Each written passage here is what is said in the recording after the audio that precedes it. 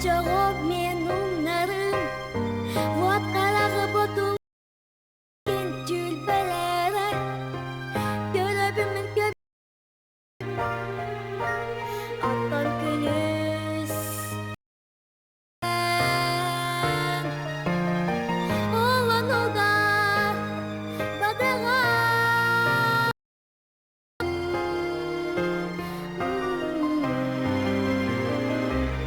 аттан күніс.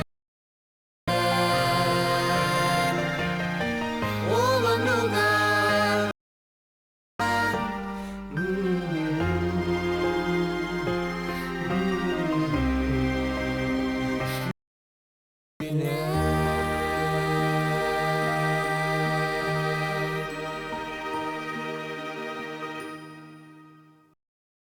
Қайдаққыны, үйераққа түхәйті хейленнің. Мен үлән әлбәға бәрт болам. Әйеға хайын кәллақына ән бейкі иккен өріске күйгілі керек бүт, хөтелік бүт.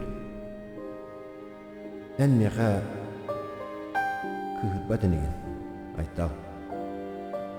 Өйді, өйдім. Онан кытаат толой. Оттон мен өрі ән аттығар бар болу. Хыллыбын, кухабын, ән ағам.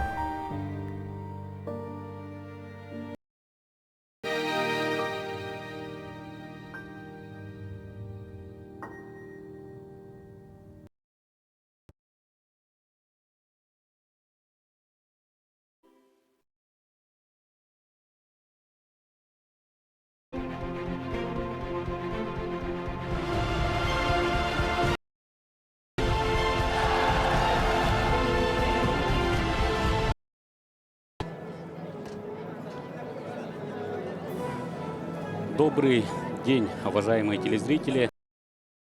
Турнира по вольной борьбе в памяти первого олимпийского чемпиона, заслуженного тренера СССР, отменный, скажем так, да, 5 раз был главным судьей нашего турнира Салтан Сергеевич Засеев, судья экстра-класса международной категории, гостем, постоянным участником наших соревнований, международных соревнований не только среди юниоров, но и среди взрослых тоже в памяти нашего замечательного тренера Дмитрия Петровича Куркина. Поступила поздравительная телеграмма. Да, скажите пару слов о ваших впечатлениях от нынешнего турнира, от соревнований. Ну, я, во-первых, всех поздравляю с открытием турнира. У нас сегодня второй день уже. Приемы хорошие, красивые проводят. Но я в качестве комментатора первый раз, и мне как-то стоит. Вот. На самом деле, это единственный турнир у нас в России. Находиться здесь, проводить соревнования. Условия шикарные, болельщики вообще великолепные, организаторы. Что вы уже 5 раз были, да, у нас главным судьей. Ну, то есть вы знаете, как все начиналось, как зарождалось провести вот такой международный турнир среди юниоров. Да, я был первый открыватель этого турнира. Михайлович, он же работал с молодежью. И вот наконец-то вот руководство Саха-Якутии на моих глазах. Ну, я как главный судья, чемпионы Европы, призеры мира. Приятно смотреть. Вот. Вчера он первый раз сюда приехал. Такой организация, такое все. Ну, да. Вот. Мы начинали, вот, Коткинского турнира много взяли. От Дмитриевского турнира.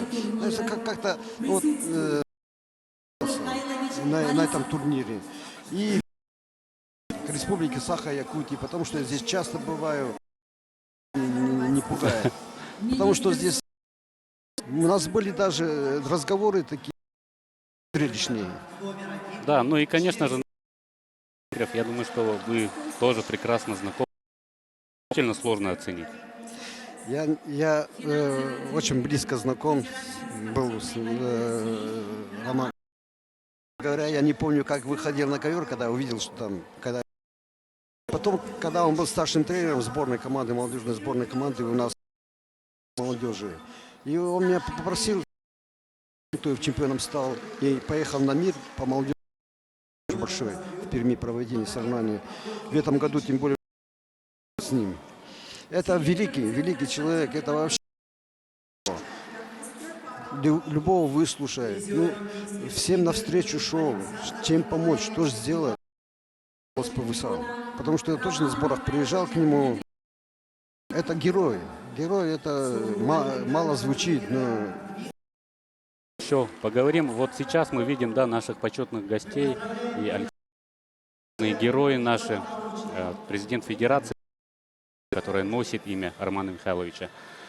Ну и, кстати, вся семья Романа Михайловича, да, вот, его Дмитриев. Конечно, каждый год у нас и развивается борьба, да. Ну и сегодня поздравить первого медалиста от сборной команды Республики Саха-Якутия. И очень рад, что это Андрей Аронов, студент училища Олимпийского резерва, который носит имя, да, Романа Михайловича, стал бронзовым призером в этом весе. Ну, там была круговая система в этом весе, поэтому он стал третьим. Встречался с чеченским борцом. Да, с Бетербиевым. Да, Бетербиевым, да. Кстати, он стал чемпионом. Да, ну, да, желание показал действительно Андрей и произвел турнира.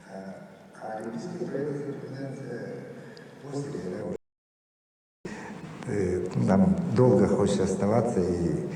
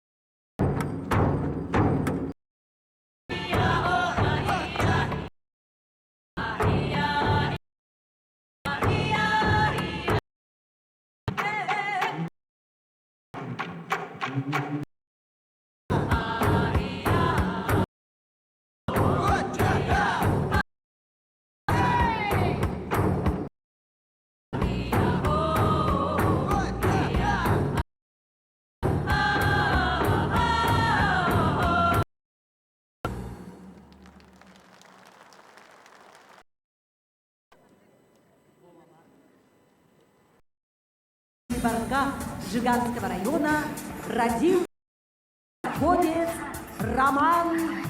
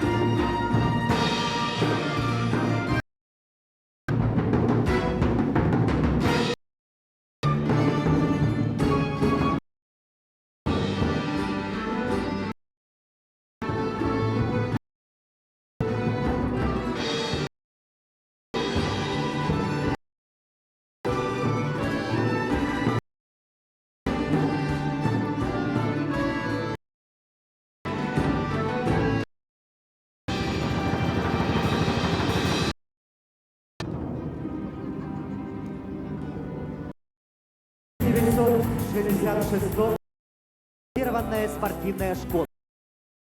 Преданные спорту дети. Дмитрий Петрович с учебой воспитывал таких, но вместе стоять спокойно. Был таким подъемом.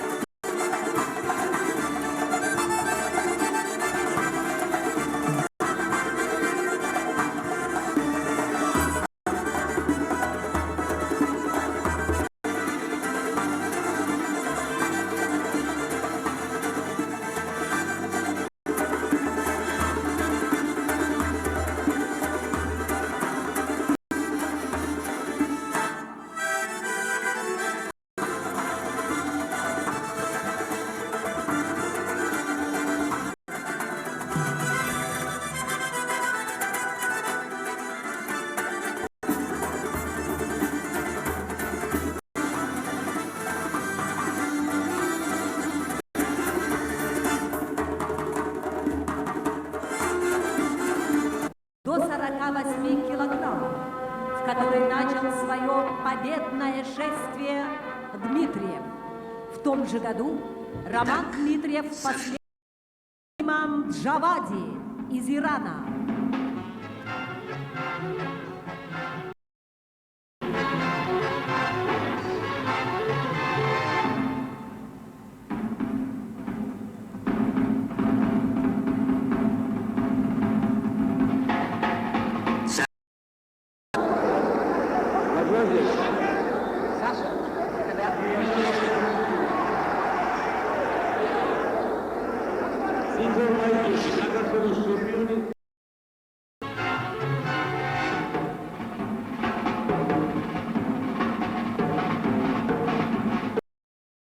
Прием Дмитриева.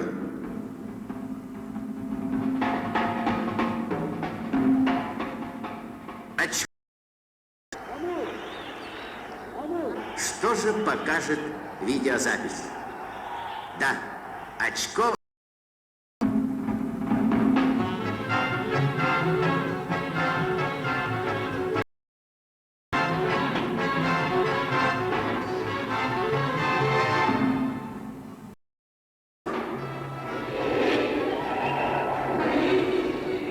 Вот он, долгожданный.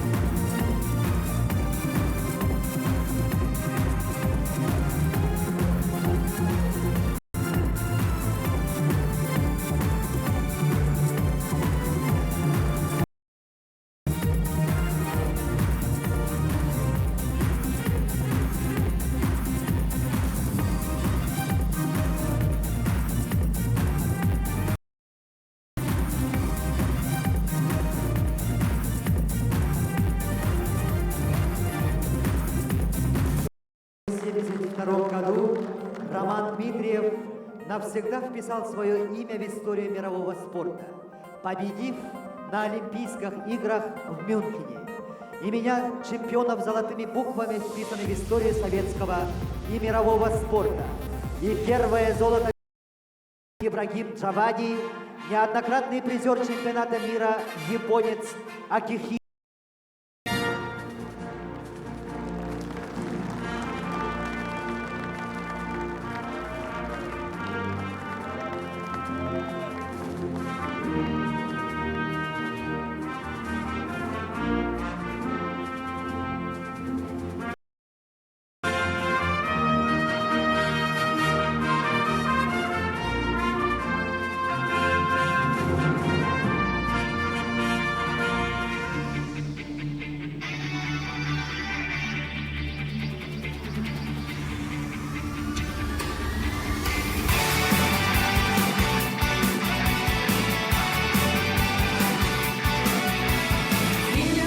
Влияет на дни события, давит, диктует форматы и стили. Честолюбивые, завтра России зависит от нас. То есть не мы на годы, на столетия, то если не мы, свободная Россия. И у нашей России и эту историю. Это отлично, успех наш зовется успехом страны. То если не мы на годы, на столетия, то если не мы, Россия, свободная Россия.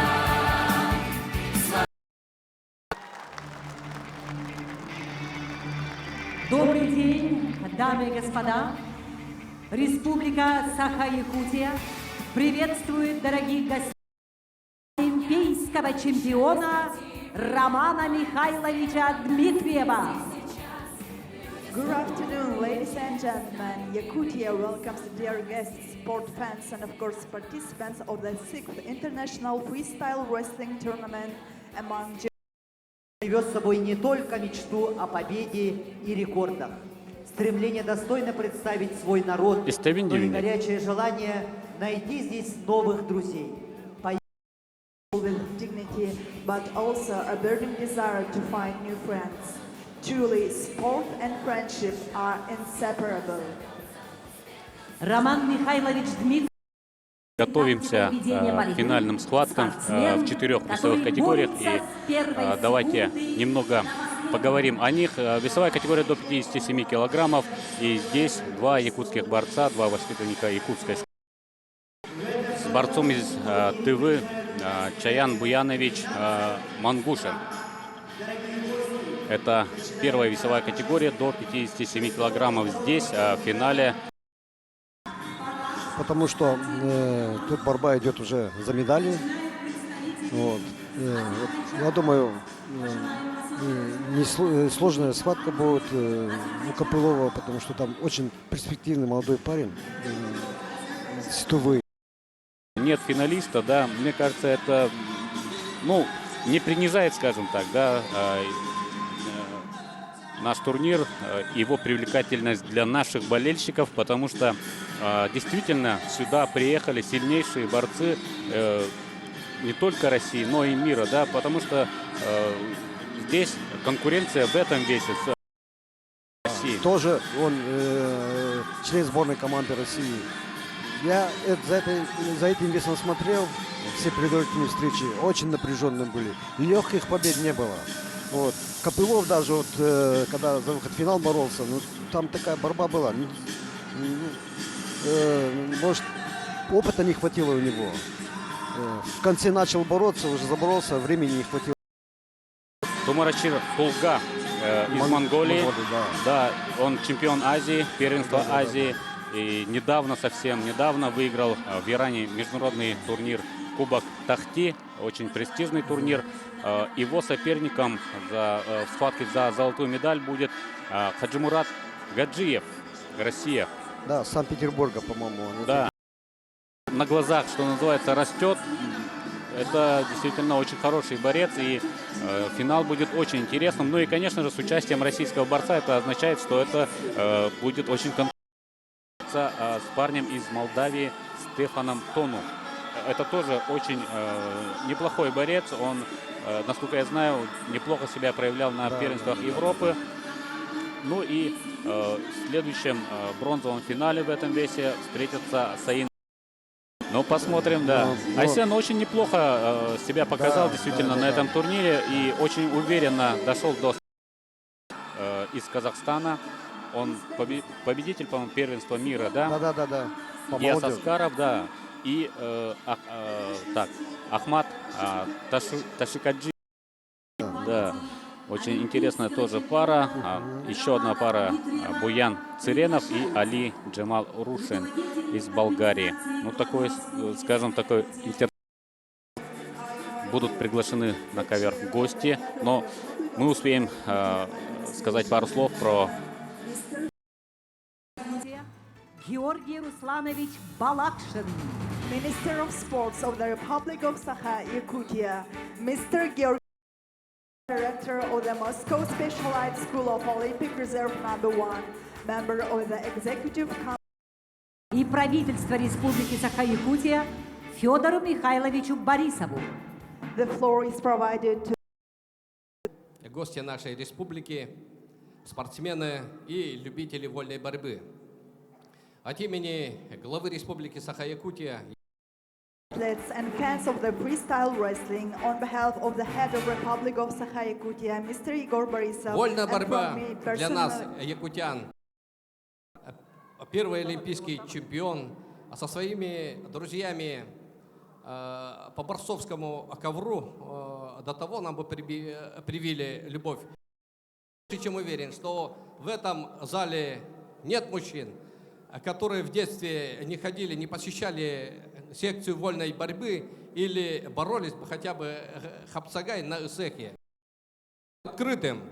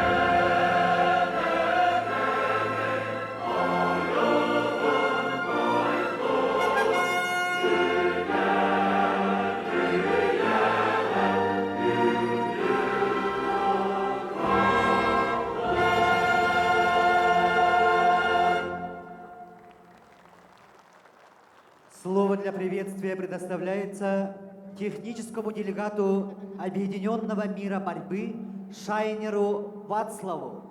The floor is provided to the technical delegate of the United World Wrestling, Mr. Shiner Václav. Добрый день, Якутск.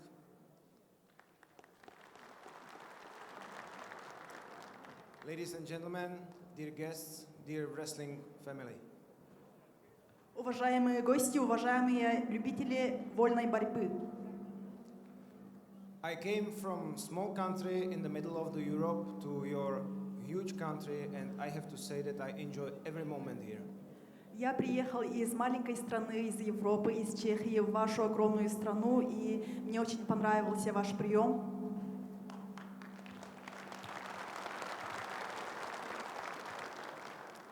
This is one of the international tournaments, but I have the feeling that I am on big championship. Это один из международных турниров, но у меня такое чувство, что я присутствую на большом чемпионате. The organizers did incredible conditions. You can see very nice high-level wrestling. Организационный комитет устроил очень высокий уровень проведения сегодняшнего турнира. And I can see a lot of passion here in Yakutsk for wrestling. И я вижу, что здесь огромная страсть и любовь к вольной борьбе. As a delegate of United World Wrestling, I can say that Yakutsk is home of freestyle wrestling. И как технический делегат Объединенного мира борьбы, я могу сказать, что Республика Саха-Якутия один из лидеров в мире.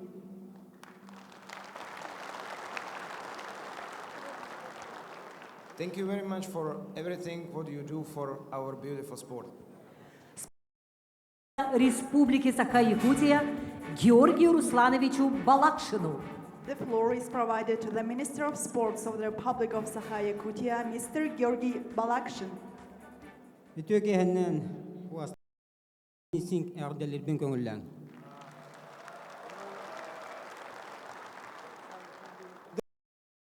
Поздравить вас с открытием 6-го международного турнира по вольной борьбе памяти Романа. Выигрывал чемпионат Советского Союза, был чемпионом Европы, чемпионом мира. И очень представительный. На нем принимает участие 13 стран и 6 регионов Российской Федерации. И с 2018 года, прежде всего, молодым спортсменам я сегодня хочу пожелать, чтобы показали на самом деле красивую, качественную, хорошую. Директору Московского среднеспециального училища Олимпийского резерва номер 1, члену исполкома Федерации спортивной борьбы России, олимпийскому чемпиону Мусельбес. Добрый вечер, Якутск. Мы с вами. Спасибо. Сегодня такие имена делали нам путь в спорт. Именно мы поэтому выбрали вольную борьбу, поэтому выбрали здоровый образ жизни. И пока у нас есть такие личности, такие герои, наша держава, республики для страны России, патриотизм для здорового образа жизни, я думаю, что от этого мы будем все сильнее. Поэтому вам мы говорим спасибо. Дмитриев был настоящим героем своего народа, не только талантливым спортсменом, но и человеком с большой буквы. Мы, якутяне, помним о его блестящей победе на Олимпиаде, самоотверженных, беззаветно преданных спорту. Решением Бюро Объединенной мировой борьбы Роман Михайлович Дмитриев включен в зал.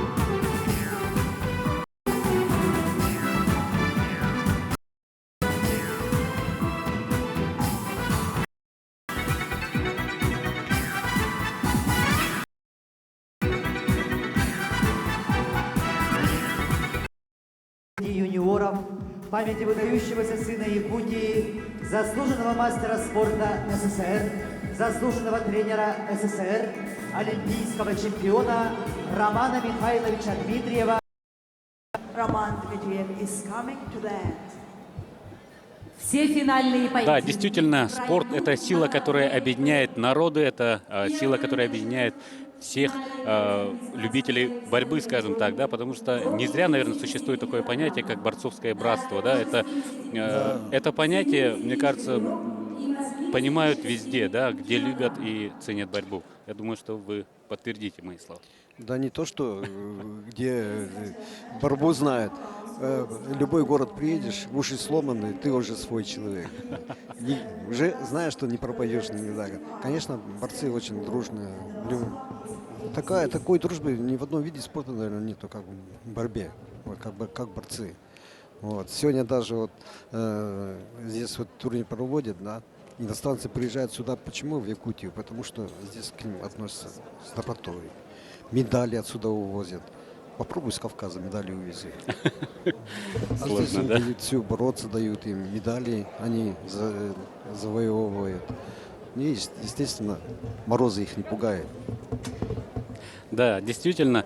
Ну и сейчас мы уже приступаем, собственно, к нашим соревнованиям, да, к самому главному, что привело всех нас сюда, в Центр спортивной подготовки «Триумф», и вас, дорогие телезрители, к экранам телевизоров. Да, сейчас нас ждет самое главное – борьба за медали. За медали, да.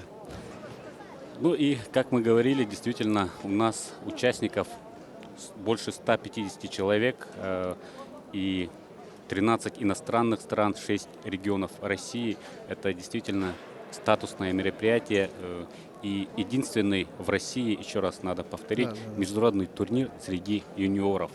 Ну, и, наверное, не зря заметили, да, все гости, что действительно такие мероприятия очень важны для развития борьбы, да, потому что вот хочу сказать, что действительно борьба, вольная борьба, да, которую мы знаем, да, один из самых сложных технических видов спорта. Это именно поэтому, мне кажется, да, борцы так дружны между собой, потому что они едят один хлеб, они проливают пот на коврах, они занимаются, это очень многих усилий стоит, вот эти медали, да, и, ну, наверное, вы скажете лучше меня, да. Знаете, вот правильно вы заметили, вот этот турнир, значимый турнир, вот это юниорский, международный, потому что многие ребята с кадетов выходят, они попадают сразу, это юниор, это взрослая борьба, и вот на этих турнирах они набирают опыт, они набирают, уже становятся взрослее. И это для них это большая школа, вот этот турнир. Ну, конечно, вот все схватки, когда вот, мы смотрим, вот второй день мы уже смотрим, даже проигравшие, то руку пожмут, обнимут друг друга, дружески расходятся, потому что на самом деле они очень дружные борцы. Вот. Да, ну и действительно это технически очень сложный вид спорта, в котором разобраться человеку, который не очень хорошо знает, не очень хорошо разбирается, может быть, не занимался, да, борьбой, действительно очень сложно, и не зря все гости тоже благодарны якутским болельщикам, которые это прекрасно понимают и всегда аплодируют. И вот это меня действительно удивляет, когда борцы уходят с ковра, когда им аплодируют, когда их благодарят за борьбу, хорошую, содержательную, красивую борьбу. Даже если он проиграл, да, наши болельщики всегда сопровождают их аплодисментами, говорят слова поддержки, да, и это очень хорошо чувствуют борцы, и это их тоже, мне кажется, приводит сюда на наши турниры. Конечно, сейчас правила сделали более доступно для зрителей. Ну, за что даются баллы, как борьба идет. Были у нас моменты, вот, было время, когда не понимали, за что это наказывает человека, спортсмена. Непонятные эти вещи были такие. И вчера вот такой момент был. Парень проиграл встречу, но он сделал бросок, и время закончилось. И ему не ценили. Выкинули челлендж. А он так схватку проиграл. И когда стали рассматривать, этому парню дали 4 балла. Зрители хлопали, хотя он проиграл. Ему аплодировали зрители. за этот бросок. Потому что они приходят посмотреть вот эти броски, вот эту борьбу, вот этот накал, это все. Это борьба для зрителей должно быть. Да, и надеемся, что наши финалисты сегодня тоже покажут такую содержательную, красивую борьбу. Я думаю, что борцы сегодня, которые выйдут на ковер, это все высокого класса ребята, несмотря на то, что они молодые. У нас, опять же, надо повторить, турнир среди юниоров, но это ребята, которые в будущем будут бороться на всех мировых коврах, на чемпионатах мира, на Олимпийских играх. Мы знаем, что турнир Романа Дмитриева стал, скажем так, одним из первых международных опытов, как, к примеру, одного из лучших, я бы мог сказать, наверное, и лучшего, да, одного из лучших, это точно, современности, борца современности из Ирана, да, Издани.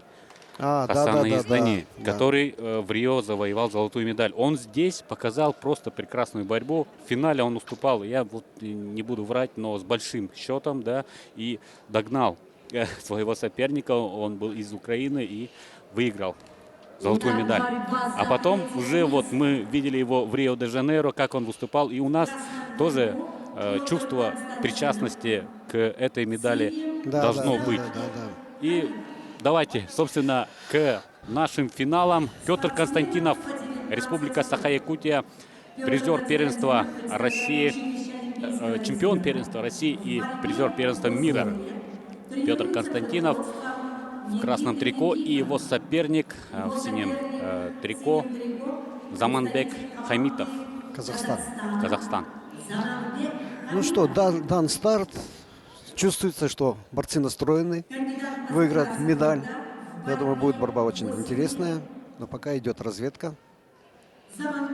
Да, конечно, Петр Константинов, да, отличается такой достаточно зрелой борьбой.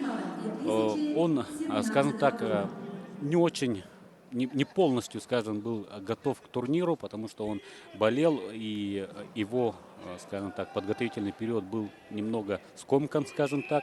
Поэтому я думаю, что простительно то, что он, в общем-то, не в большом, а в малом финале, да?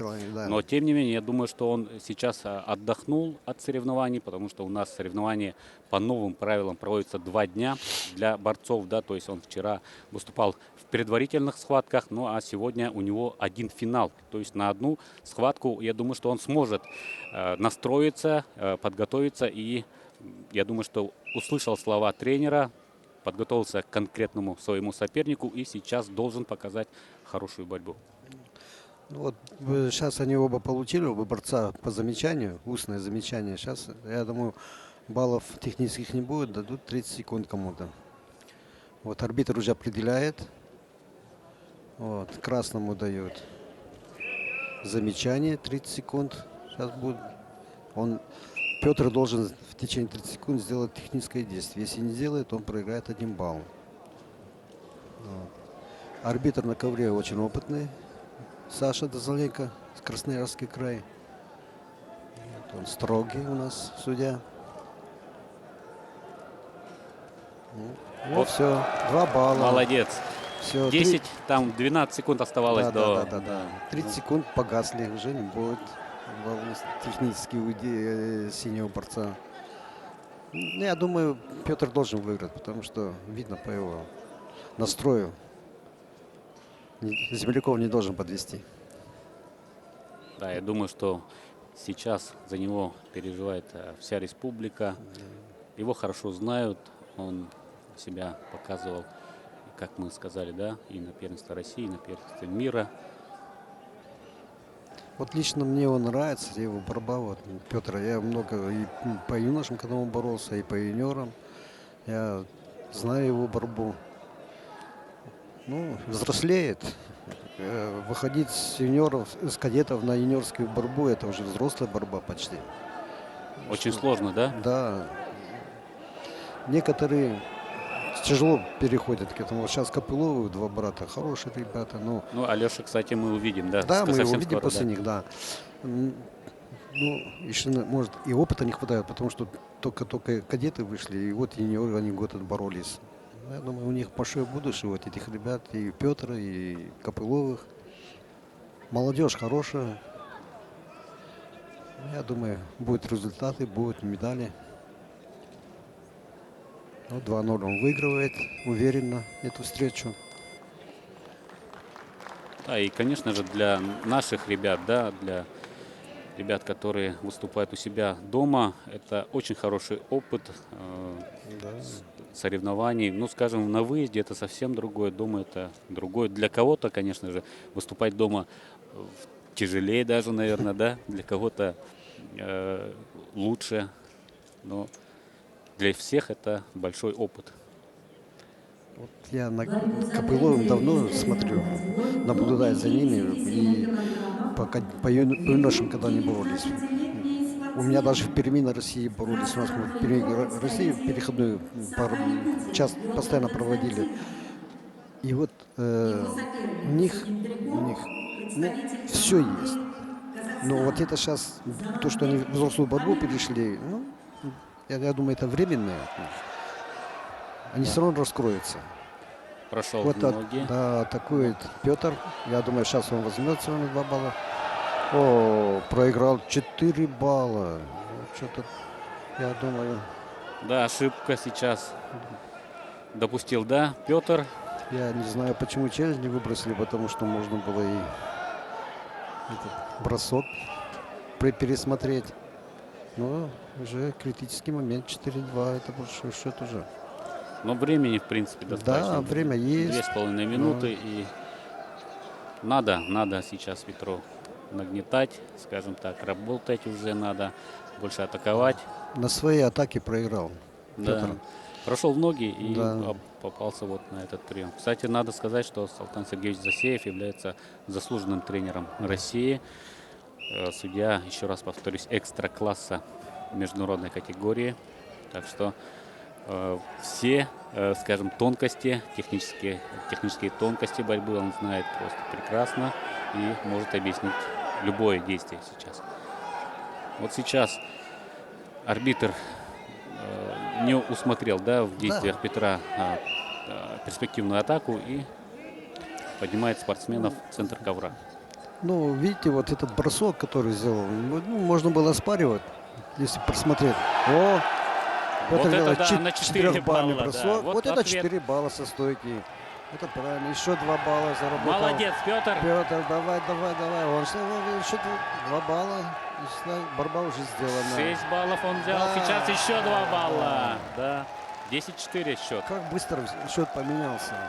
Буквально Вот- за минуту Вот взорвался. что импонирует, да, Да. что называется болельщикам, да. Петр, он такой достаточно хладнокровный, скажем так, да, он думающий борец. Это отличает, мне кажется, борца высокого класса, да, всегда. Конечно. Когда человек не растеряется, да, это видно. Вот отдал 4 балла, можно было уже там, не знаю, там заспешить, там отдать еще, там, Да.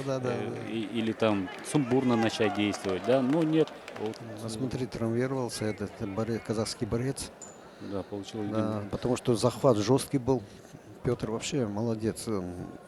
То, что взорвался и за какие-то 30 секунд столько баллов набрать. Это молодец. Ну, продолжает борьбу казахский борец. 1,5 минуты. А по идее казахский борец еще ни одно действие не сделал. То, что Петр Все проиграл 4 атаки, балла, да. это его атака была. Ну да. Кстати, Казахстан надо обязательно упомянуть, потому что это самая представительная команда нашего турнира. Каждый год приезжают, с удовольствием участвуют на наших соревнованиях. 17 борцов привезли в этом году. Ну, у них, у нас дружба, скажем так, борцовская с Казахстаном уже. Конечно. Да.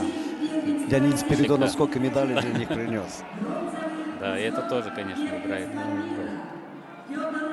Не, я сразу сказал, что Петр Должен хорошо, взять, да, настроен, вышел борьбу показать. Молодец. Остался. Воспитывался он в столичном Гюсшатре. Но он атакует, молодец, не Но он, да, останавливается. хочет показать борьбу, да, он вышел бороться, это видно, да, Конечно. что он не только ради медали, да, скажем так, он вышел показать себя, свою борьбу. Он, наверное, зол был, что не вышел в финал. Да, Хорошие амбиции у спортсмена, они должны быть, наверное, да? конечно. И сейчас он, конечно же, должен быть нацелен на то, чтобы взять бронзовую медаль и взять уверенно. Конечно. Ну, сейчас он вышел за ковер, дали синему 1 балл. Знаете, вот борьба за 3 место, вот малый финал. Победа — это престижнее, чем в финале проиграть, 2 место занять. Ну да, потому что ты берешь медаль, выиграв, да, схватку, а как Болельщиков, в первую очередь Петра и тренера его, и всех болельщиков за бронзу. замечательную схватку Да. показал Петр Да. в первую очередь, за что мы его благодарим. Украшение действительно. И замечательно, что они начали, да, наши финалы, что вот на такую волну, скажем так, зарядил Петр всех участников из Якутии, будем надеяться, потому что сейчас выйдет Алексей Копылов, тоже бороться за бронзовую медаль в этом весе. Ну, Вот посмотрим повтор, да, вот здесь. вот смотрите, ошибка вот его. Он растянулся. Не, подтянул, а... Да, он хотел Да. здесь. Не надо было ему вставать.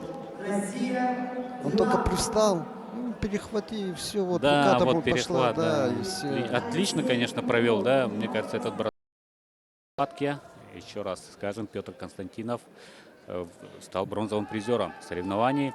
Ну а перед вами сейчас Алексей Копылов в красном трико, чемпион первенств Европы и мира, Республика Саха-Якутия. По кадетам.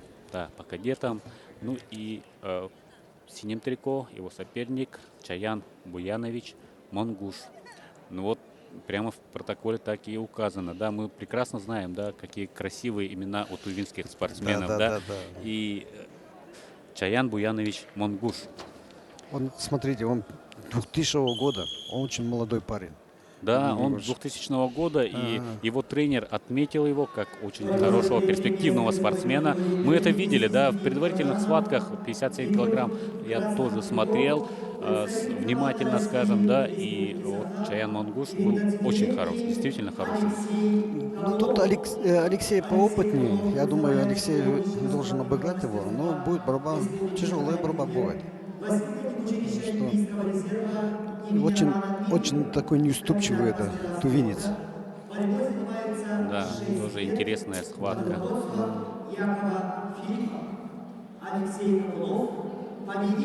Тувинских борцов мы прекрасно знаем. Здесь начинал тоже свой путь, скажем так, да, и, скажем, золотой мальчик называют, да, тувинской борьбы Начинкулар. Он дважды выигрывал Дмитриевский турнир, да. Выигрывал здесь золотую медаль Кежик Чимба. Вот сейчас парень, на которого возлагает большие надежды тувинцы. Так что с тувинцами вообще тяжело бороться. Они очень хорошие, они чувствуют и в стойку. Да, у них национальная борьба, да, у них да. в крови борьба. Да. И очень красиво умеют бороться, да, они могут сделать очень, скажем так, технически очень сложные элементы они могут выполнять, да, которая пришла из их национальной борьбы, наверное, да. Ну да. Сейчас Алексей получает пышное замечание. Ну, Алексей, ему бороться надо, Алексею. У него защита хорошая у Алексея, очень хорошая. У Копыловых, у обоих братьев защита очень хорошая. Ну, атака хромает немного. Надо уметь начинать, да, атаки. Конечно. А вот при старых правилах, да, вот когда он выигрывал, да, наверное, это просто виноваты и они, скажем так, эти правила, да. Конечно. Потому что он тогда выигрывал и первенство мира, и первенство Европы. Да. Он не знал себе равных в мире, скажем так, да. И он привык к тому, что такая борьба приносит ему победу, да, победу. И ему сложно, просто даже чисто психологически, мне кажется, сложно перестроиться человеку с одного вида, да, скажем, стиля борьбы, да, на такую другую, на атакующую, на то, чтобы первым начинать, да, что надо. Правильно. Да. Они еще себя берегут. Я не знаю, ну, сейчас, может, утром взвешивание. Тяжело, надо на одном дыхании пройти очень тяжело. Где-то можно, конечно, если бывают схватки, где можно где-то силы сэкономить. Но здесь тоже борьба идет за медаль. Здесь надо выложиться полностью. Вот сейчас 1-0 выигрывает, 30 секунд дали тувинскому борцу. Он 1-0 выигрывает, Копылов. Ну, Алексей, если он сам будет бороться, он выиграет встречу эту. Ну, тувинец хороший мальчик. Я думаю, вырастет он хорошего борца. Да, первый период на этом завершается. 1-0 в пользу Алексея Копылова. Вот сейчас второй период, если не будет технических действий, дадут 30 секунд Копылову, и он встречу может проиграть. По последнему действию. То, что мы видели, да, в исполнении Петра Константинова, который с первых, скажем, секунд, да, уже пошел в атаку. Разные стили, конечно. Опять же, повторим, ну, Алексею и его брату Петру пожелаем тоже расти, Конечно, дальше развиваться и, опять же, радовать всех болельщиков. Он, конечно, является одной из главных надежд, да, сборной республики в этом возрасте. Вот хорошие инструкции, наверное, сейчас тоже получил Мангуш. И посмотрим, какого содержания схватку мы увидим уже во втором периоде. А якутские тренеры, они надеялись на 57 килограмм, что это их вес, финал, что будет их вес. Ну, видите, ребята хорошие приехали, состав очень сильный. Ну, я думаю, что это правильно, да. Как сказал, да, директор училища Олимпийского резерва, да, Якутска, да, Алексей Алексеевич Филиппов, он сказал, где не выигрывать, если не дома, да? Ну да. Где не получать опыт. Мы обязательно будем каждый год приглашать самых сильных юниоров в этом весе. Будем рады видеть всех и никаких, в общем, скажем, поблажек для наших ребят, потому что они здесь должны показывать уже свой уровень борьбы, да? Здесь пройти проверку. Ну, самый сильный вес был 57. Да. Там узбекский борец хороший был, мастер спорта международного класса, призер чемпионата первенства мира. Очень хорошие ребята были. Наши вот, россияне. Вот Алексей получает 30 секунд. Это уже звонок. Надо бороться, надо техническое действие. Да, 30 секунд сейчас дают, и если он, опять же, не наберет хотя бы 1 балл, его сопернику подарят 1, и счет сравняется. Да, и по последним действиям тувинец будет вести схватку. Да. Да, Алексей опытный, он может сорваться. Ложные движения, но пока вот такой нацеленной атаки, чтобы до конца провести прием, пока мы не видим, да? Вот 1-1. Ну вот все, 30 секунд уже прошли, и 1,5 минуты остается. Ну, время еще есть. Здесь может 1 балл решить. Да, исход. Да, исход. Да, требуют, конечно, и болельщики более активных действий. С дистанции больше работает, не идет, скажем, завязку, да. Последняя минута. Мы видим Чаян Мангуш как, да, неуступчивый. Тоже неуступчивый, очень такой хорошего тоже класса борец, видно. Он даже активнее, тувинский борец. Он поактивнее даже он. 30 секунд остается и прошел в ноги. Тувинец, но... Это 4 балла Копылову. Это железно. Я сказал, Алексей он опытный. Опытнее, чем этот тувинец. Хотя атака была тувинского борца. Какой красивый бросок. Да, он на год старше своего соперника, 99-го года рождения. Его соперник 2000-го, да, как ранее заметил Салтан Сергеевич. Я же вам сказал, на последних секундах Алексей все равно возьмет, да? Да.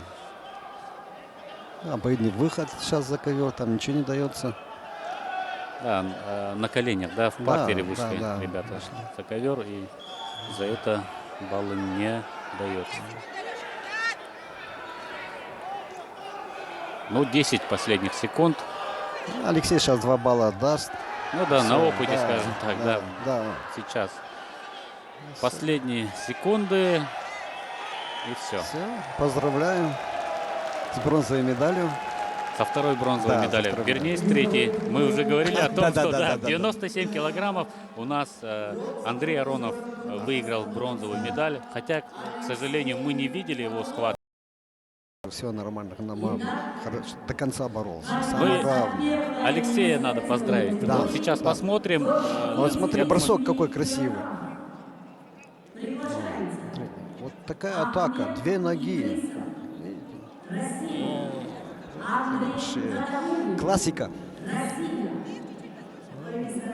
Молодец, Алексей, не подвел меня. По правилам Да. разрешены, ну, в смысле, введены, да, пятибалльные оценки бросков. У нас судьи иногда жадничают. Ну а сейчас сильнейшие борцы этого веса. Боролся я вот потом года два не видел. Он, кстати, из борцовской семьи. Его брат старший, Идрисов, я вот сейчас не вспомню имя, да, он тоже победитель первенств России неоднократно, если я не ошибаюсь. Может быть, но я думаю, что это так. Может быть. Но Андрей В Кемерово, я думаю, что вы, возможно, были там, да. Он выигрывал и у наших Шахтерская более слава. опытных, да, борцов. Так что, несмотря на свой, скажем, юный возраст, юниорский возраст, он очень действительно опытный борец. Да, хорошая борьба будет сейчас. Но из Дагестана слабых борцов, скажем так, не Ну да. ожидайте, да, тем более на международном турнире. Конечно, Да. столько они сюда приехали, столько километров добирались. Да. Так что должны... Ну, я, Магомед конечно, Абдулкеримович Гусейнов, да, с ними прилетел. Конечно же, сильнейшая школа, возможно, в мире, да, хасавюртовская конечно. школа вольной борьбы. И, конечно же, тут слабых борцов не бывает. Я бывал, мне повезло, да, побывать в Дагестане. Я был в Каспийске на чемпионате России и действительно был впечатлен тем, как относятся к борьбе в Дагестане. Сколько там школ, да, в одном Каспийске, я вот даже не посчитаю там сколько школ. Там все, абсолютно все ребята занимаются борьбой, да. В Махачкале сколько школ.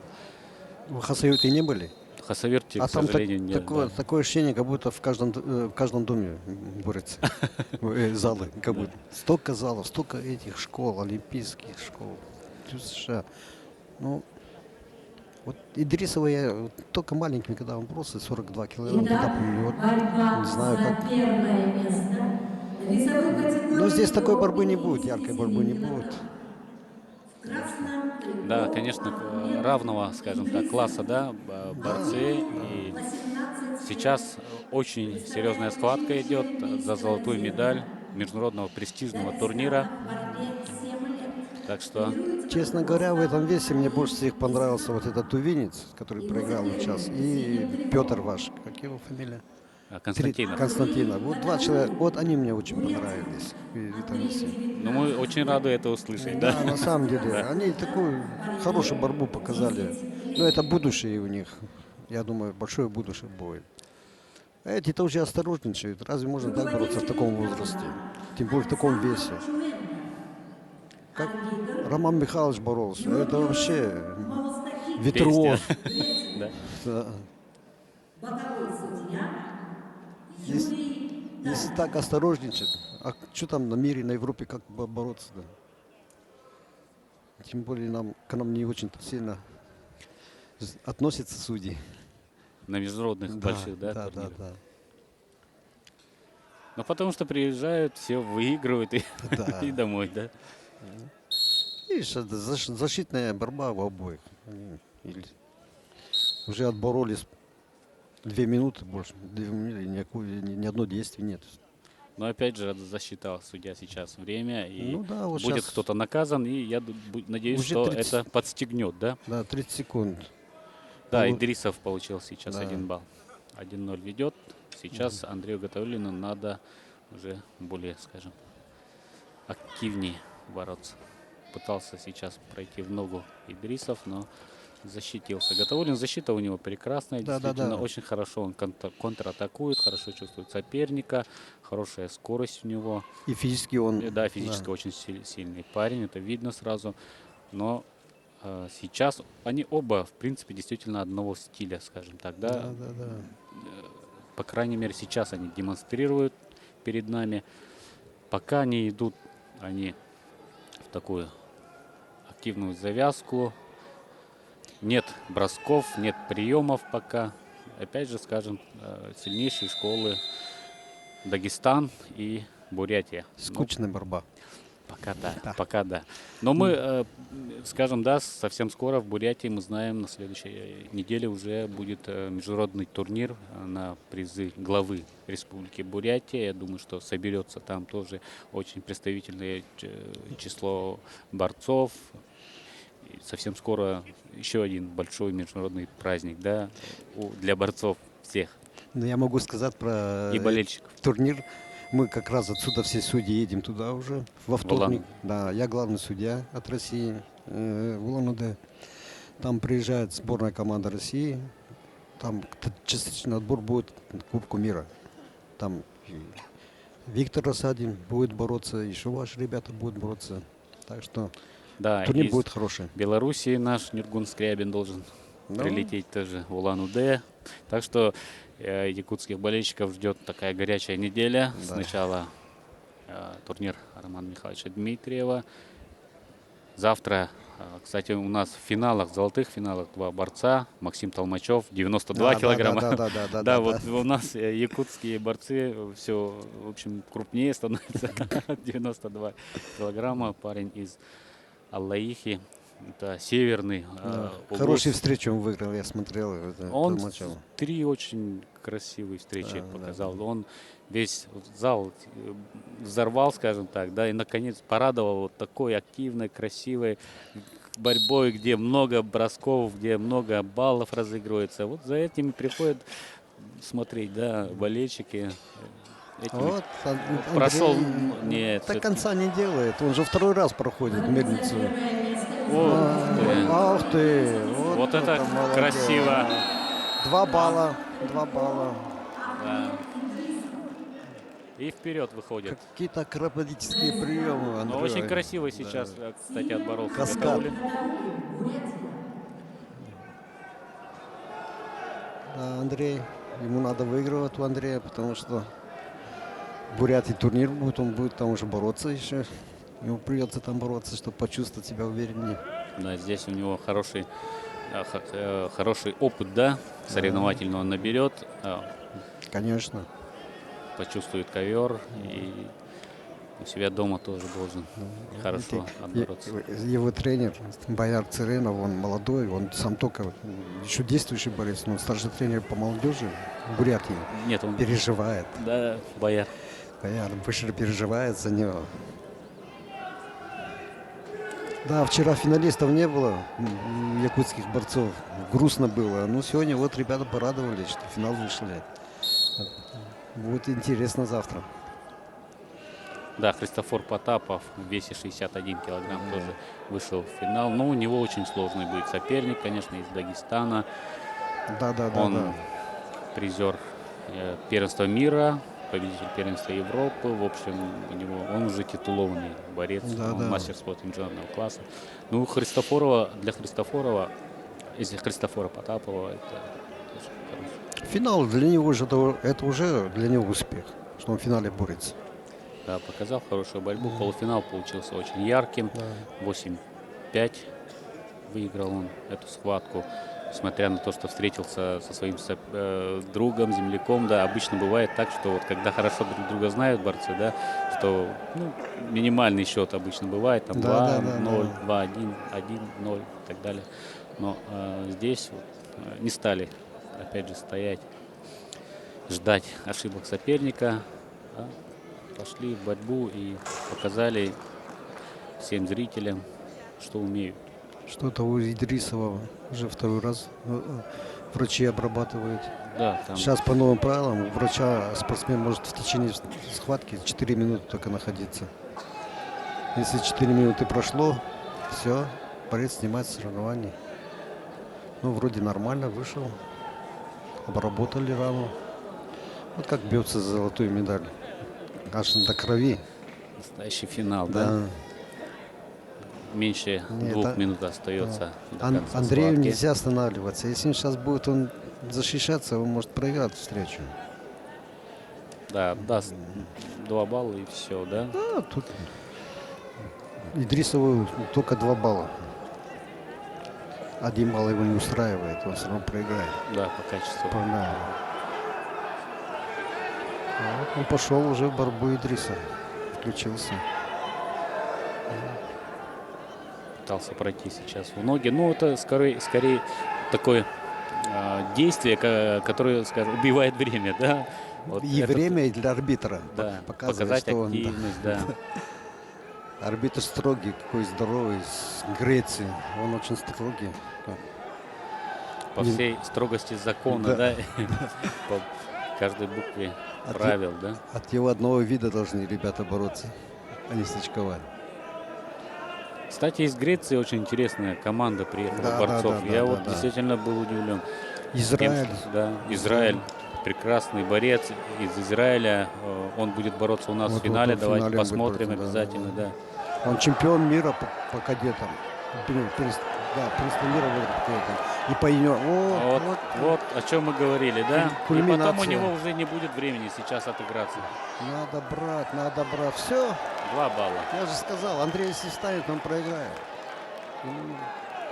Время-то осталось 10 секунд. А сейчас показывает активность Идрисов и убирает опять же время. Всё, Сейчас 6 6 секунд секунд. всего остается. Эх, Андрей. И Андрей сейчас цейтнот. У него вчера такие встречи были. На последних секундах он чуть ли не проигрывал. Все. Все. Поздравляем Идрисова. Да, Ахмед Идрисов, победитель. Молодец, грамотно построил борьбу. Победитель 6-го Но интересное содержание все-таки борьбы, скажем, было интересным. Да, вот как хорошо, что рядом со мной Салтан Сергеевич сидит, да, который разобрал весь ход схватки. Да. И даже предрекал, чем все-таки эта схватка завершится, да? Как раз вот 2 баллов как раз и хватило, да, Идрисову, чтобы стать чемпионом.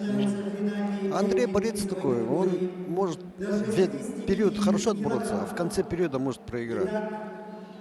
Что-то, знаешь, не хватает, что-то неправильно, тренировочный процесс у него, может, неправильно проходит. Он вчера чуть не проиграл в полуфинале. Выигрывал там 5 или 6 баллов что-то было, чуть не проиграл. Да. Сейчас весовая категория 65 килограмм. За 3-е место Тонус Стефан и Айсен Потапов. Вот, да, интересный парень, эти молдаване. Да. Они же здесь готовились, в Якутии. Да, Да. они помогали нашим борцам, Да. вместе проходили сборы и готовятся к чемпионату России.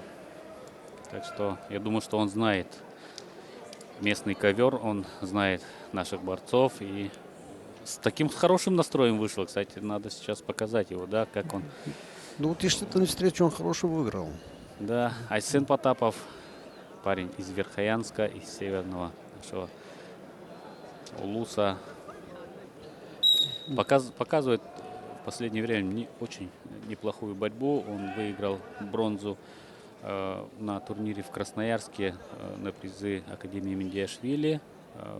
Был бронзовым призером первенства России. В этом году? Да. А я был там, я что-то не помню.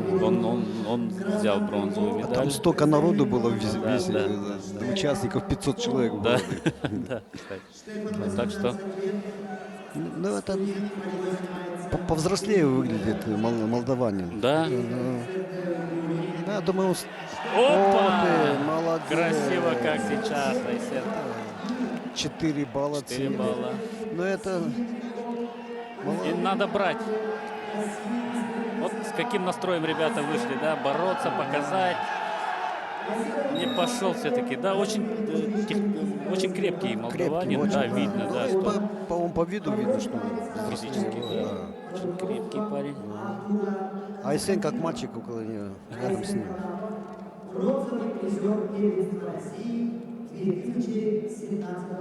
Да, в 17 году, да, Айсен Потапов брал бронзовую медаль. Да. Ну и недавно, кстати, на прошедшем первенстве Республики Саха-Якутия. Ну, в своем возрасте тоже выиграл золотую медаль. Так что, в принципе, он неплохо должен быть готов. Хорошую контратаку он сделал. Молодец. Это монгольский арбитр на ковре судит. И вообще здесь судьи хорошо работают. Их мало, но они все так четко, все работает. Ни одного спорного момента не было. Кстати, да. Вот сейчас не очень хорошо, опять же, прошел в ноги, но мы видим, да, действительно очень крепкий парень. Молдаванин, да. Да, отцепил такой, скажем, проход. Даже как-то легко показалось, что он ушел, да? Да-да. Но я думаю, СН должен эту встречу выиграть. Школа есть школа все равно. Якутская школа.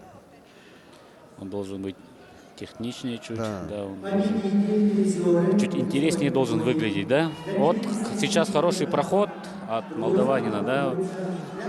Я вот смотрю, Салтан Сергеевич, как вы волнуетесь, да, за якутских борцов. Я вот сам сижу тоже, ерзая на стуле, да, это всегда так бывает.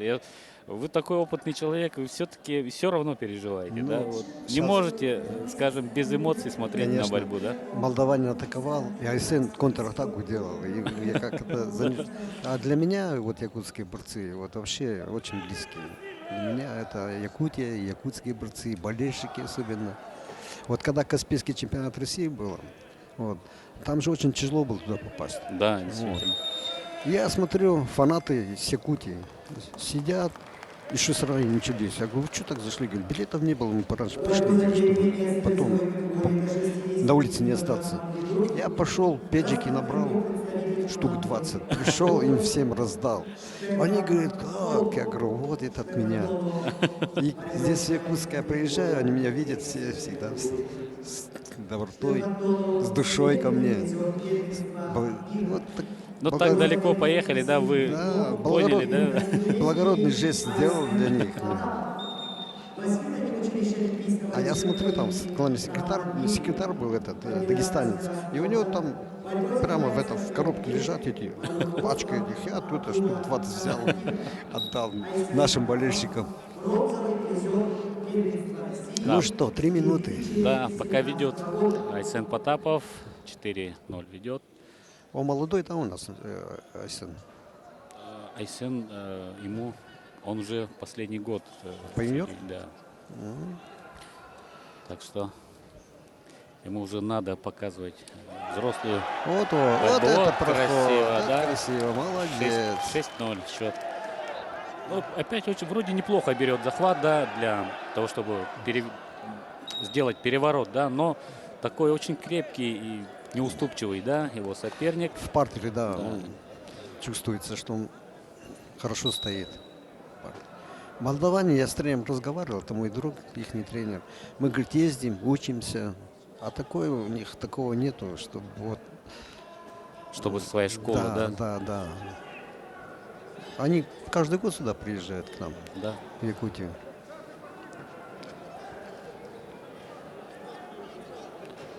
Сейчас у нас первенство России будет в Смоленске, вот как раз по юниорам. Вот наши ребята должны хорошо отбороться, якутские. Вот как сейчас. Ух ты, пытался. Попал ему. Да, ну убегал, да. Ну это рабочий момент. Да. Пытался, в схватке. Да. Он не нарочно ничего. Как он извиняется. Это у нас борцы какие. Уважением друг к другу относятся. Айсен сейчас почувствовал, что он должен выиграть. Уверенно борется.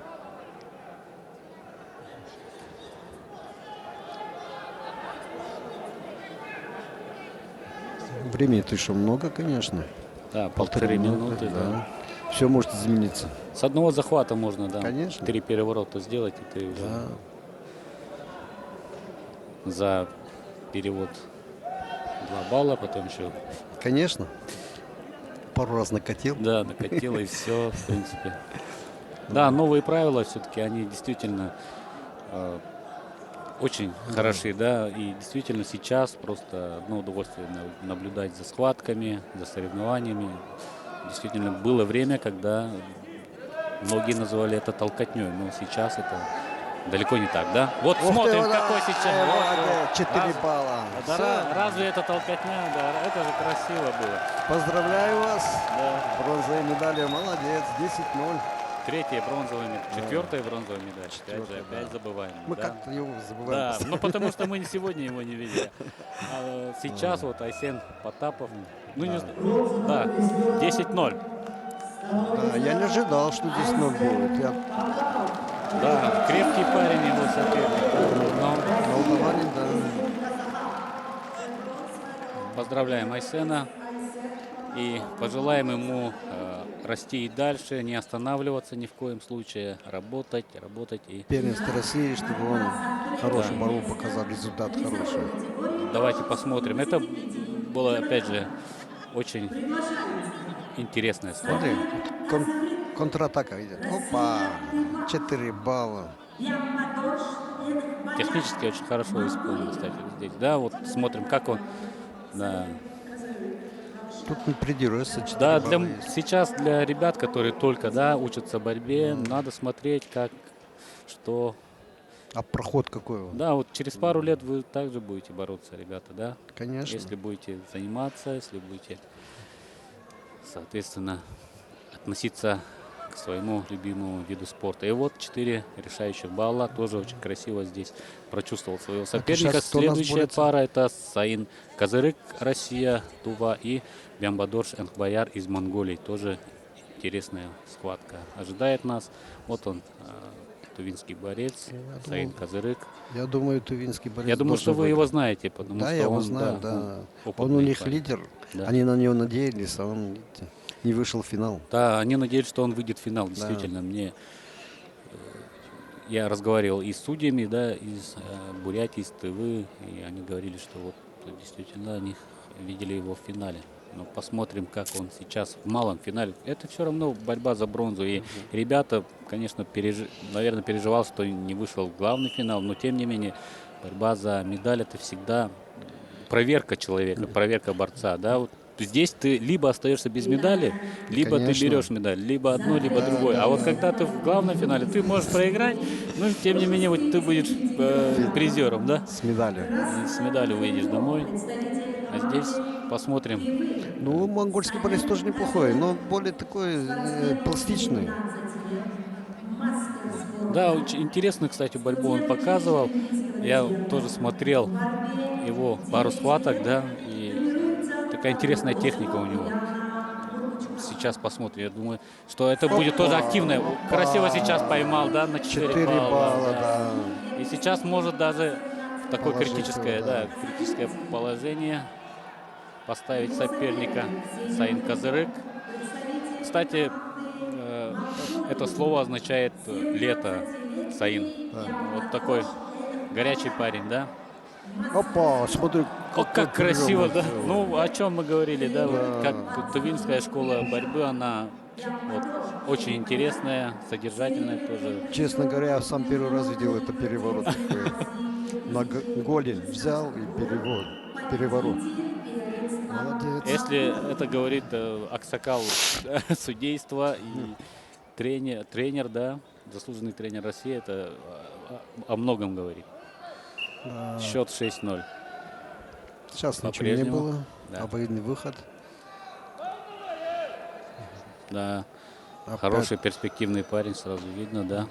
Опять кровь. Опять, видите, как они медали достаются. Да. Легко не бывает в борьбе, легко не бывает никогда. Вот сейчас в этих правилах самое такое еще сделали хорошо, что вот жеребьевку проводят открыто.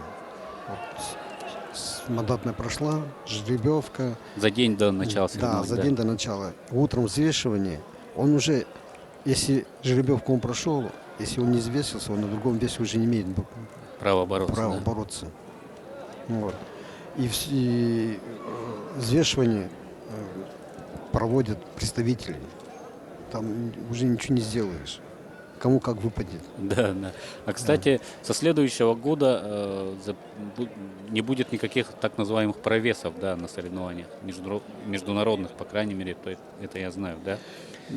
Алексей Николаевич Базулин об этом сообщил, что с 2019 года провесы на международных соревнованиях по правилам ИВВ, Объединенной мира борьбы, не будут. Это знаете, для чего они делают? Потому что вот они сегодня взвесились, Да.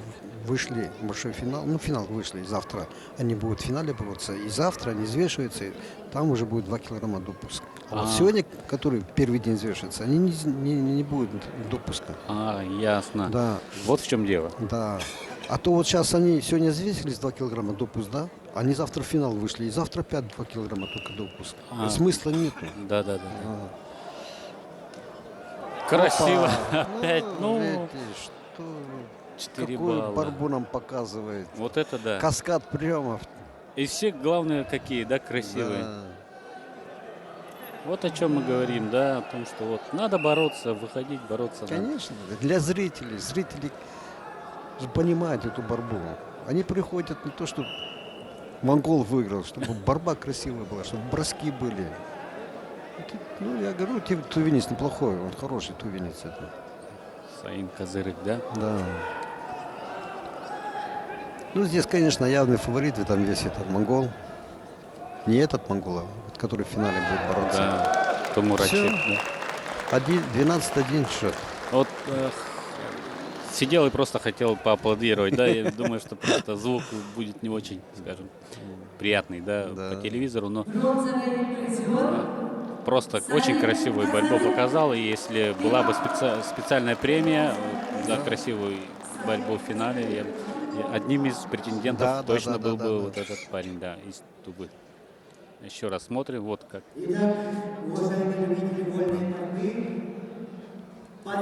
Кстати, он не первый раз эту мельницу делает. Да, смотри. Вот опять. Ну, это повтор с другой камеры, да.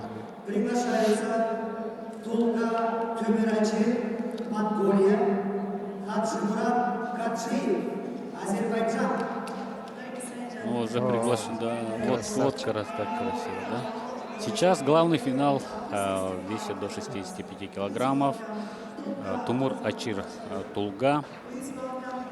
В красном трико он выйдет, Монголия, и его соперник Хаджимурат Гаджиев.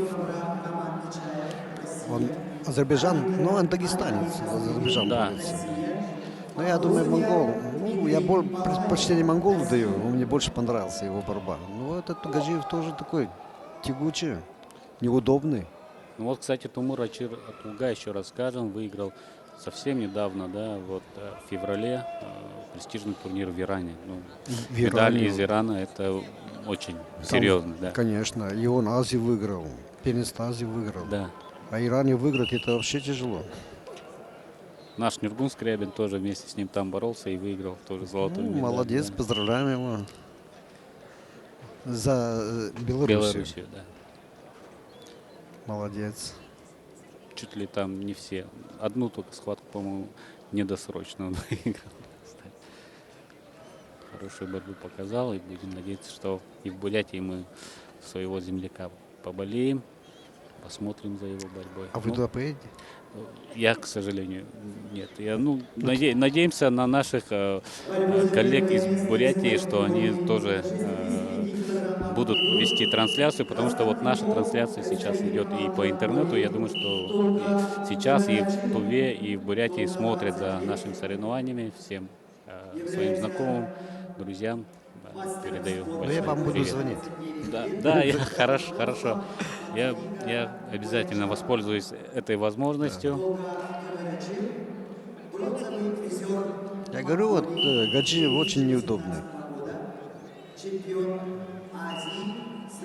Монголу тяжело будет бороться. Он выше ростом. Да. Его соперник в синем трико, представитель команды Азербайджана Хаджимурат Гаджиев. Вот как сейчас интересная завязка, да, идет. Да. Обратите внимание, я думаю, что может быть сейчас бросок. Сколько? 1 балл? 1 балл. Ну, обоюдный захват. Аркадий Аркадий поторопился. Николаевич Тостыгин, да, Да, сейчас? поторопился. Обоюдный захват, они вышли. Да. Борец из Азербайджана выходит вперед 1-0.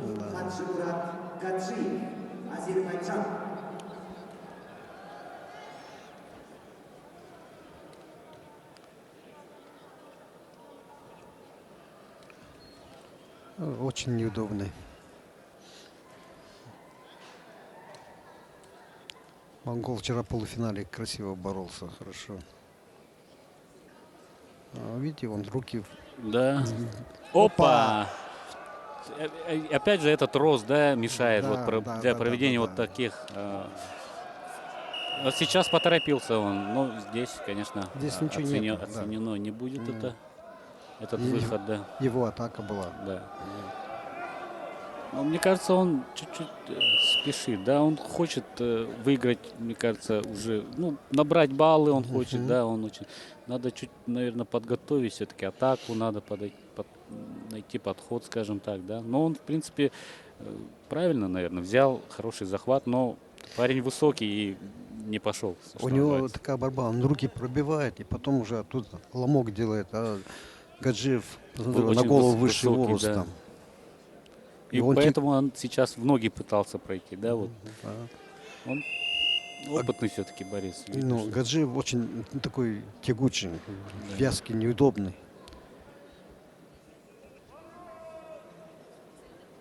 Да, сборная команда Азербайджана, 5 борцов, все, кстати, высокого класса ребята. Да. Нет, и, кстати, хороший. перед нами тоже чемпион Европы, их тренер, да? Да. Обладатель Кубка мира. Очень скромный парень, да. Спокойный. А вообще, вот приехали, которые вот иностранцы, очень хорошие ребята. Такие, борьба нормальная у них. Нету, чтобы они падали. Таких нету. Борются до конца.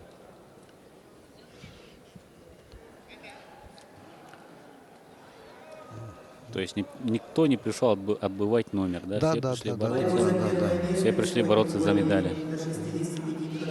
Ну, монгол все равно может пробивать. Он как жестко борется. Гаджиев. Да. Он получает балл повреждения. Но это действительно было, там движение все-таки было видно, да? Он его предупреждал, Аркадий уже. Ранее, да? А что, не дали, не поддержали, что ли? Подозвал сейчас руководитель ковра. И, да, ну, видимо, не поддержал, да. Не поддержал. Ну, видимо, финальная встреча, так они...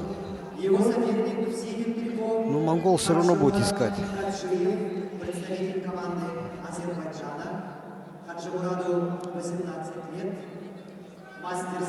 Вот с такими длинными неудобно бороться всегда.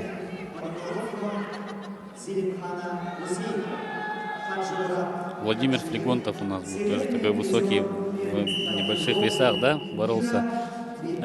Тоже очень интересно было наблюдать за схватками. 30 секунд дали синему.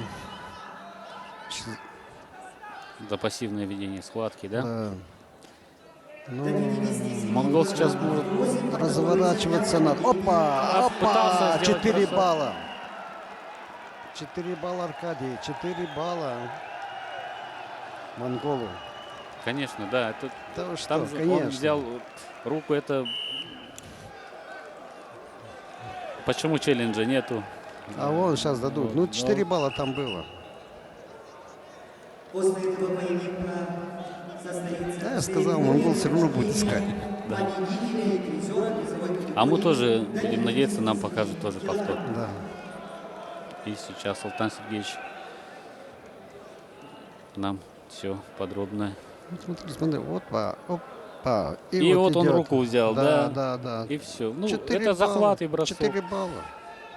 Какие тут могут быть Тут других споры, вариантов не должно быть. Да. Вот видите, на как нем он сидит, да.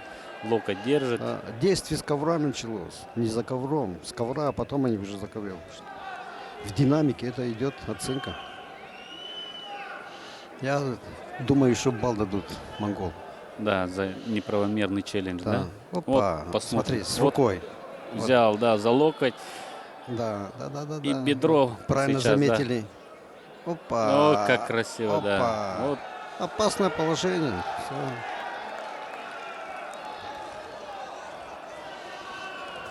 Опасное положение. Вон. Вот, да. На боку, да, лежит. Практически на спине. А в большом экране смотрит. Вот.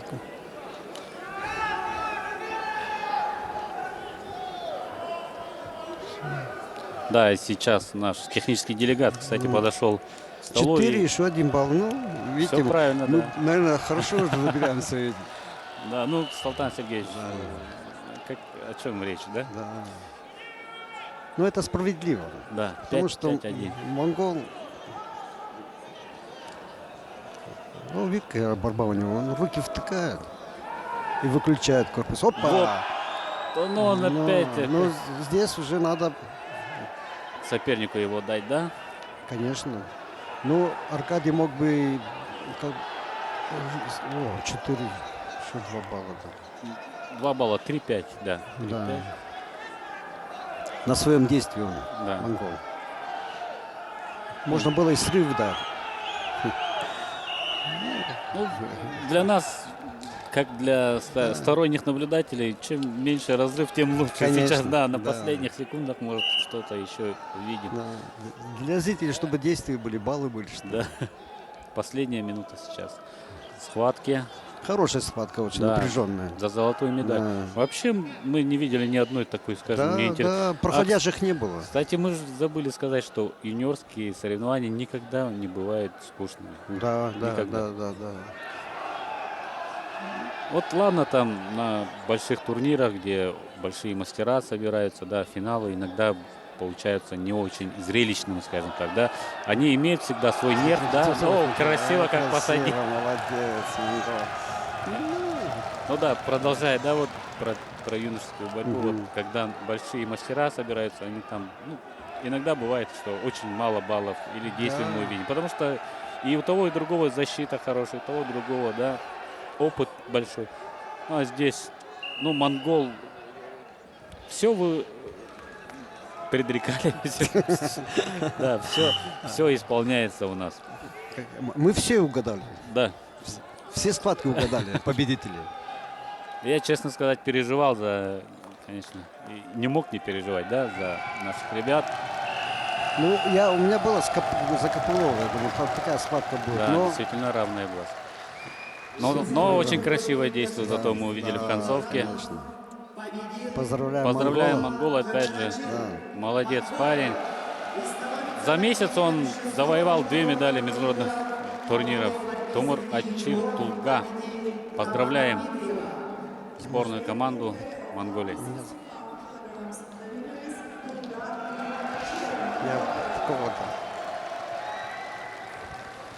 Да, и сейчас у нас, скажем, тоже смена судейской.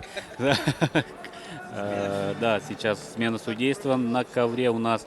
Комментаторскую сейчас ложу, скажем так, занимает еще один наш хороший друг, наш сосед из Благовещенска, судья международной категории, заслуженный тренер России, мастер спорта СССР Анатолий Алексеевич Ковалев.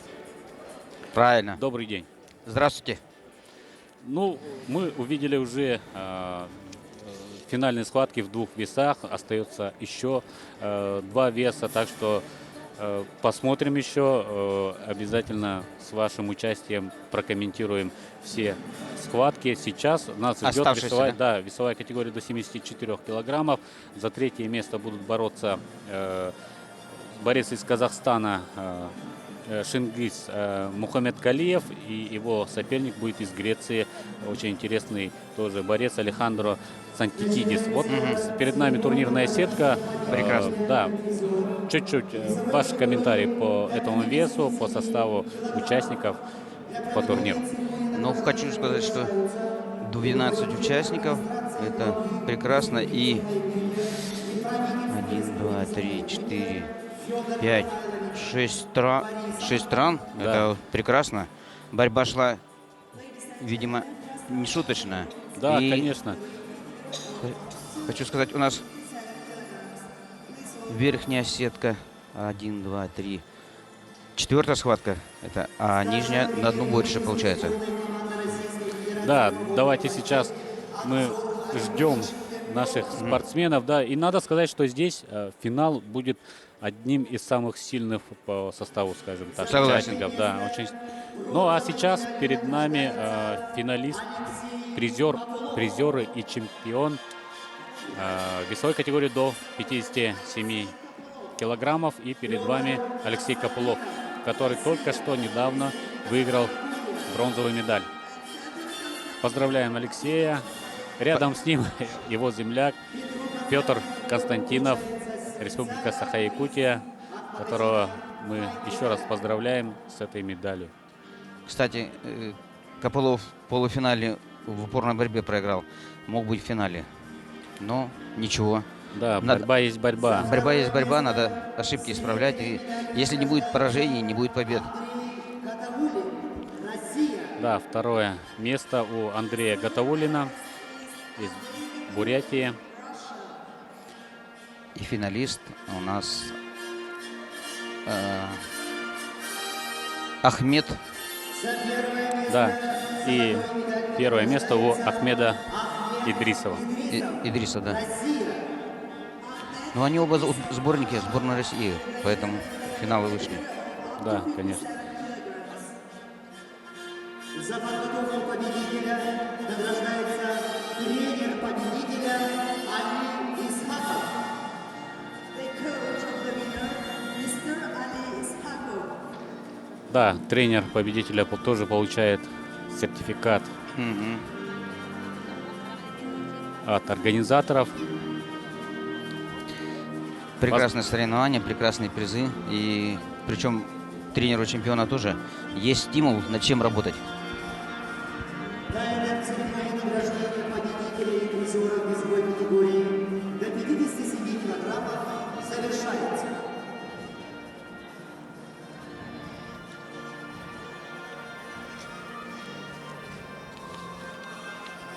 Итак, на ковре финальные поединки весовой категории до 74 килограммов. Борьба за третье место. Приглашаем. Даже не хочется перерывать, да, вот, да, очень красиво у нас вызываются спортсмены к ковру, так что Красивые спортсмены, хорошие, лучшие судьи обслуживают, кстати, соревнования. Практически ошибок нет. да, давайте посмотрим за борьбой.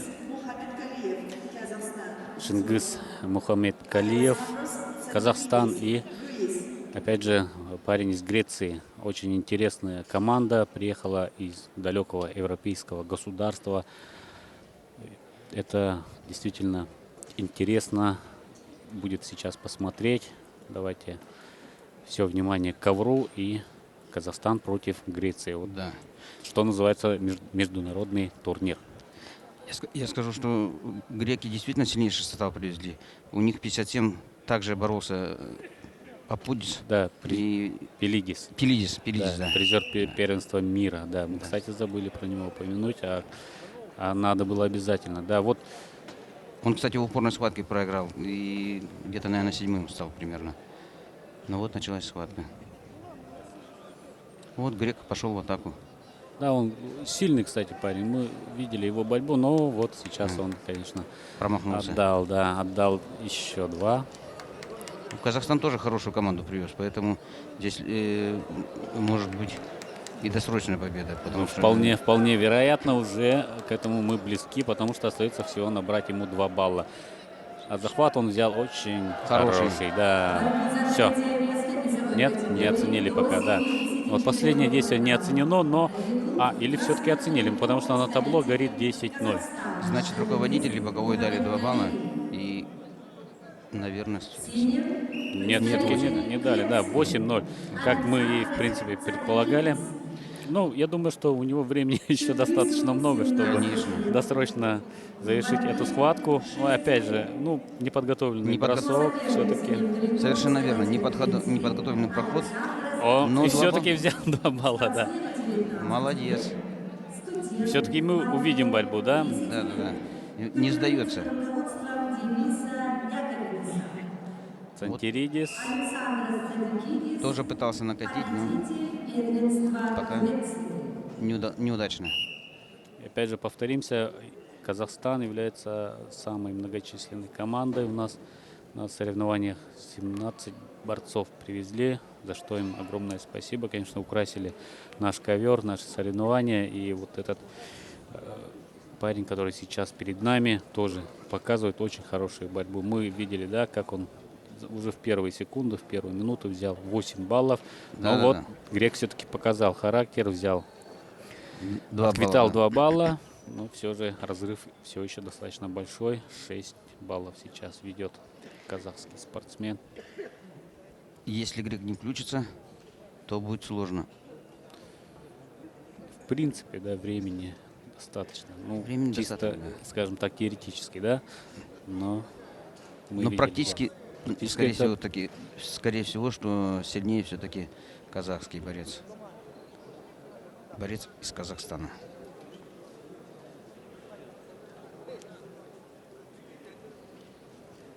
Ну, грек атакует, пытается отыграть. Пока без... А вот сейчас будет оценка. Еще 1 балл греку. За выход за ковер. Опять заминка. Да, сейчас руководитель ковра подзывает арбитра. И сейчас будет принято решение. Кто первым, да, там вышел за ковер, сейчас, видимо, там вопросы появились. Но мне тоже как-то показалось, что вполне возможно, что в пользу... Нет, все-таки 8-3, да. 8-3 грек Опытный судья, конечно, сразу, наверное, увидели. Это уже на уровне рефлекса, да. Совершенно верно. Так что 8-3 сейчас. А вот сейчас 4 будет, скорее всего. 4 балла. 4 балла. Интересный прием, кстати, увидели. Еще накат. И еще 2 балла. И, видимо, пойдет еще. Все. Чисто техническое. Разрыв 10 баллов. Да, 16-3. Вот такой вот разрыв в счете. Ну, конечно же, школа казахской борьбы и греческой борьбы, наверное, все-таки, да. Будем так говорить, что это школа бывшего Советского Союза, и никуда не денешься отсюда. Да. Прекрасная победа, уверенная победа. Поздравляем казахов. Да, поздравляем сборную команду Казахстана, всех тренеров. Не зря приехали. И хорошую команду привезли. Да, очень хорошую команду привезли. Хотя не всех первых номеров они смогли привезти, потому что у них совсем скоро, через 2 недели, ожидается чемпионат Казахстана. Так что всех лидеров они привезти просто не могли. Но очень интересный состав. И сильные ребята тоже были в их команде. Сейчас, да, второй малый финал весовой категории до 74 килограммов. Буян Цыренов в красном трико перед вами. Это Бурятия. Да, спортсмен из Бурятии. И его соперник Джемал Рушен Али, Болгария. 74 килограмма. Мы прекрасно знаем, да, что один из самых сложных, один из самых конкурентных весов вообще в мире. Да. В мире, да, тяжелый. Да, в мире один из самых конкурентных весов. Все прекрасно знаем Джордана Барроуза из США. Да. Даже те, кто не знает борьбу, да, мы прекрасно помним. Нашего Сатиева также. Ну, это если далеко, конечно, уходить. Да. Нет, ну это всегда была конкурентная категория. Одна из самых конкурентных тоже. Ну вот идет разведка.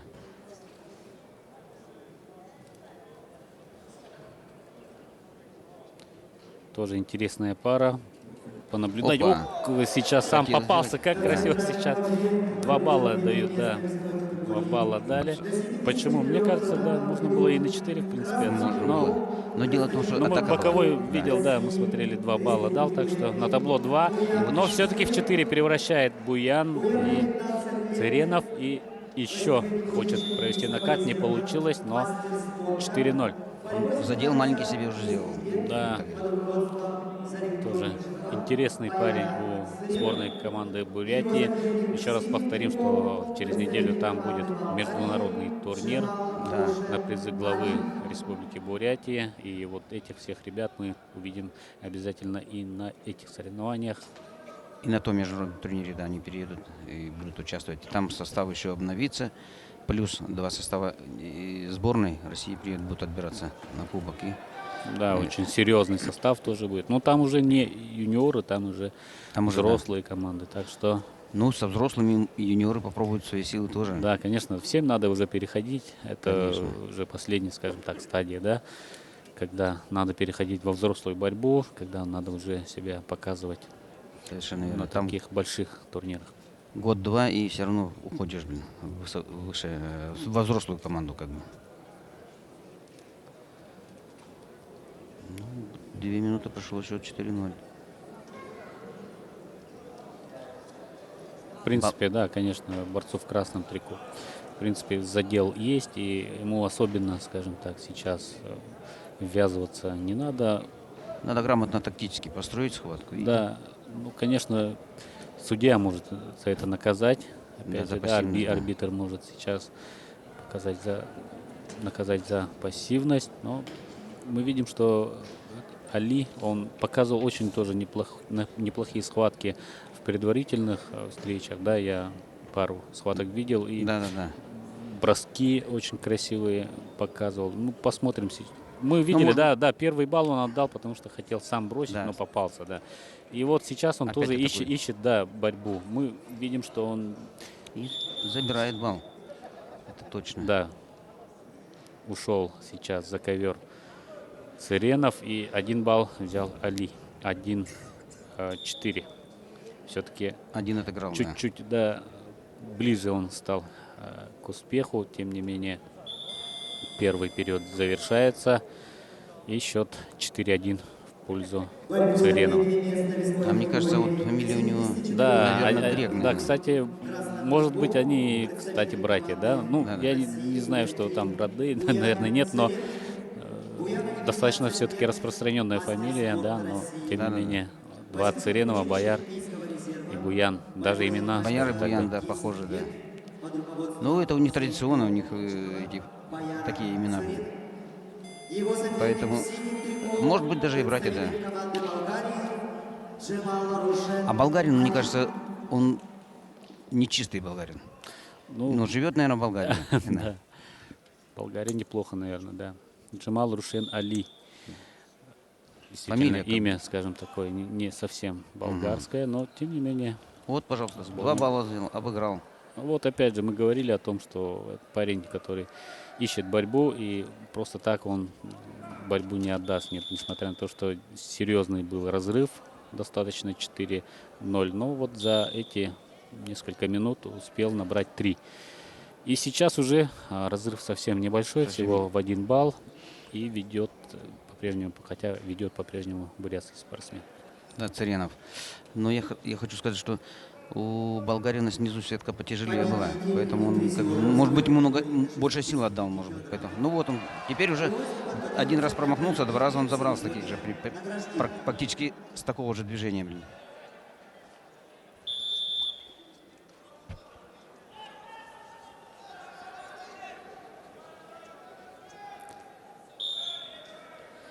Вот вышел вперед болгарин.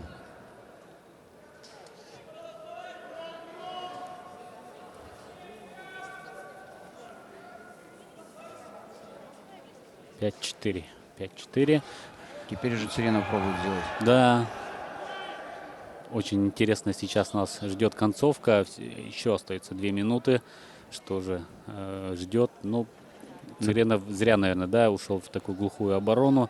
Все-таки сумел пробить бреши в этой обороне.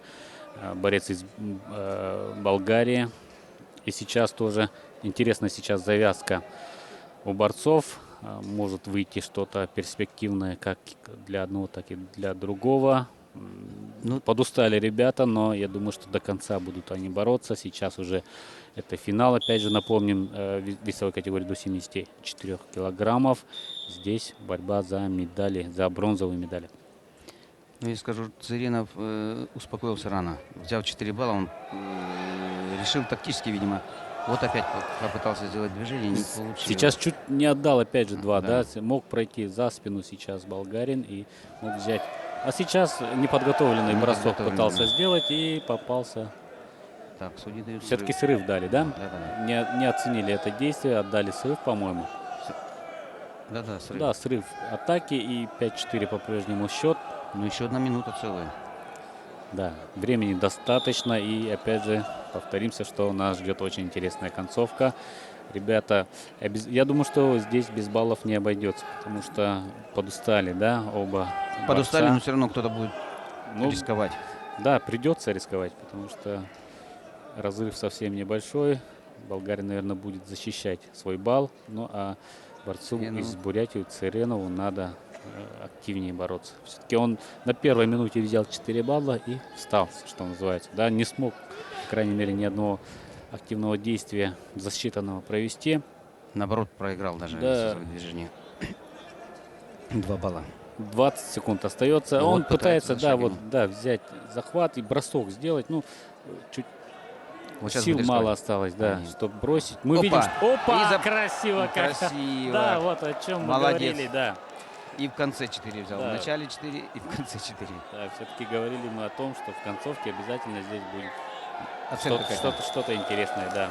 Молодец. Да. Болгарин. Как переживает парень из Болгарии, очень и как радуется. Вот это да, это очень красивая развязка в очень интересной схватке, где боролись два достойные друг Соперники, друга соперники. Поздравляем Буяна Цыренова, сборную команду России, Республику Бурятия, тренеров Бояра Цыренова, которого мы все тоже прекрасно знаем, который здесь, в Якутии, тоже наш хороший знакомый. Буян Цыренов. Поздравляем. Ну и болгарину обидно. На последних секундах улетел на Конечно, 4 он уже балла. думал, наверное, что у него медаль, да, вот совсем рядом она. Он и расстроился, упал, блин, Да, бедный. Бедный. да, действительно. Из такого далека, да, приехал. Конечно, он хотел медаль, очень хотел медаль, но... 11 секунд оставалось. Да. Улетел. Вот сейчас повтор. Приглашается Диас Аскаров, Казахстан, Амхат Финально. Ташихаджиев, Россия.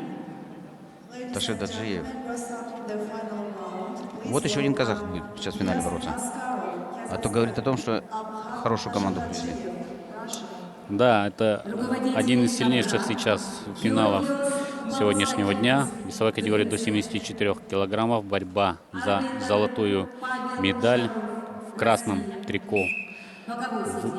Диас Аскаров, еще один парень из Казахстана. Вы, наверное, заметили, да, что у них одинаковое трико. Очень интересные расцветки. Да, в цвета флага. Да. И его соперник Ахмат Ташихаджиев, сборная команда России. Ну, у нас тоже не подарок, поэтому сейчас будет интересная схватка. Идет разведка. Борьбу за первое место ведут спортсмены Кстати, в красном трико. Диас Аскаров, да, Команды Казахстана. за 26 секунд успел победить соперника из Греции.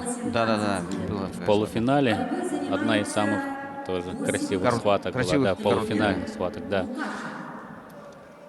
Его соперник в синем трико. Представитель Ташихаджиев, да, представляет Санкт-Петербург, да. Амхат Ташихаджиев. Замечание получает Ташихаджиев. Учащийся училища Олимпийского резерва номер 2 города Санкт-Петербурга. Оп. Вот, пожалуйста. А, нет, не добрал. Борьбой занимается Все-таки...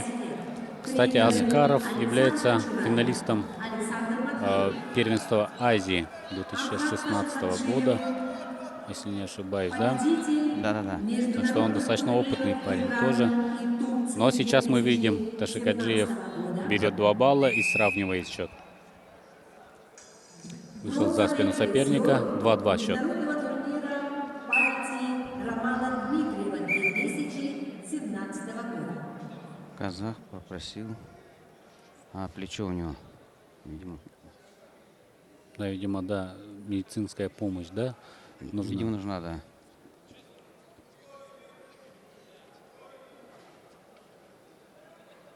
Заморозить просит. Да. Ну, сейчас, да. Сейчас доктор выходит. Да, врач сейчас. Окажет первую медицинскую помощь, и, возможно, схватка продолжится. Я думаю, что продолжится.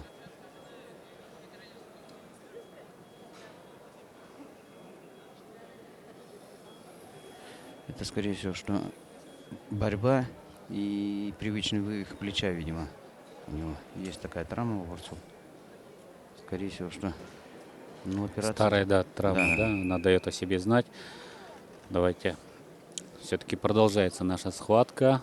И до конца первого периода еще минута с лишним. Так что времени достаточно.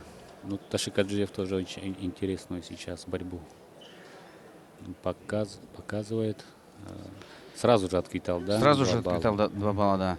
Проиграл сначала, и потом сразу же не стал откладывать далекий ящик, а сразу же отыграл 2 балла. Теперь сейчас осторожно контролирует ситуацию. Аскаров ищет пути для атаки.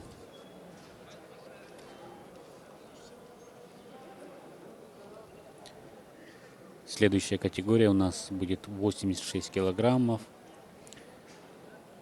Завтра у нас финалы в других 5 весах, так что всех зрителей призываю прийти посмотреть на соревнования, предварительные схватки, очень интересные, красивые, зрелищные схватки в нашем прекрасном зале центре комплексного, да, в Триумфе нашем. Здесь замечательные условия, вход свободный, места для просмотров самые лучшие, так что приглашаем всех зрителей. Обязательно завтра с 11 у нас начинаются предварительные схватки, ну а финалы у нас... Финалы в 2 часа. 2 часа. Сейчас до 2 перерывы, и финалы с 2 до 4 у нас. Опять же, зрители, да, приглашаем вас. Да, опять же, трансляция будет прямая на канале НБК Саха, на YouTube-канале.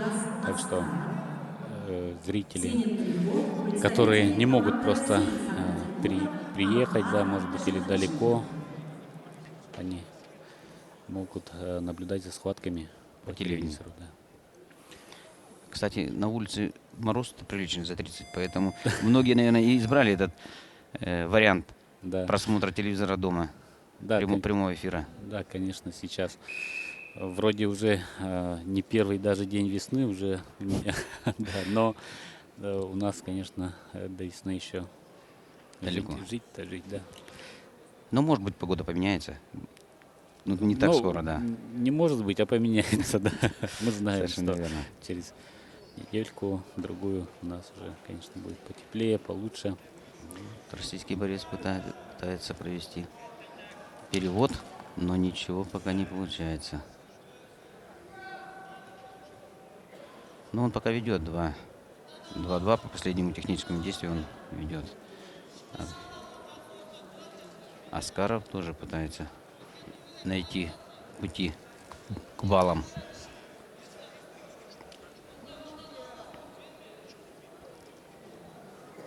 Хороший финал.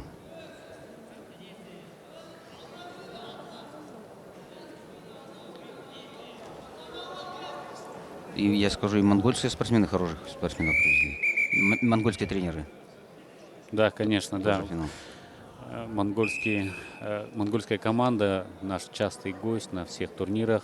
С большим удовольствием принимаем. И, конечно же, мы уже хорошо знаем, уже, скажем, да, состав монгольской команды уже. И наши ребята тоже ездят на международный турнир Монголия Open, да.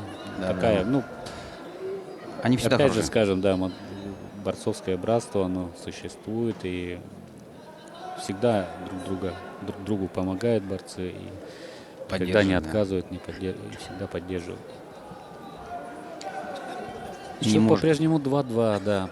Минута 20 секунд еще до конца схватки в этом финале.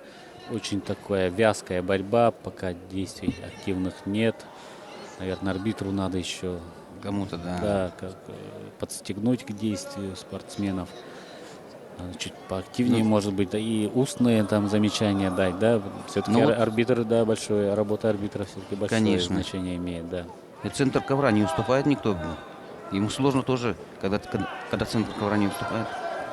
Вот Аскаров пошел на прием. Ничего. Не получается у него. Да, прошел в ногу, но пока балл взять не смог. Хорошо защищается Ташикаджиев, мы видим, да? Да. Контролирует ногу соперника. Из такой ситуации, конечно же, арбитр вынужден уже поднимать спортсменов к центру ковра, и схватка будет возобновлена. 30 секунд остается у спортсмена из Казахстана для того, чтобы отыграть Выйти вперед. Да, выйти вперед, потому что сейчас по последнему техническому действию выигрывает Ташикаджиев, спортсмен из культурной столицы нашей страны, Санкт-Петербурга. Опа! Нет, пока не оценен это действие. 2 балла показывает. И все, да. 9 секунд. И отдает. да, Нет, да. пока нет. 2 балла Едва синие показывает, были. да. Нет. Боковой не не поддержал. А руководитель поддержал. А руководитель ковра поддержал. Вот очень интересно. Сейчас ваш выход. Я думаю, что сейчас выбросят кубик. Ну, да, челлендж, да, будет Челлендж, наверное, сейчас. выбросят все-таки. Сейчас посмотрят, по какой ну вот, так и есть. Да, не дал, да, 2 балла боковой Руководитель. арбитр, да. И, видимо, руководитель тоже не дал. Ну, сейчас посмотрят видео. Я думаю, что прекрасно там будет все видно. Да. И примут решение.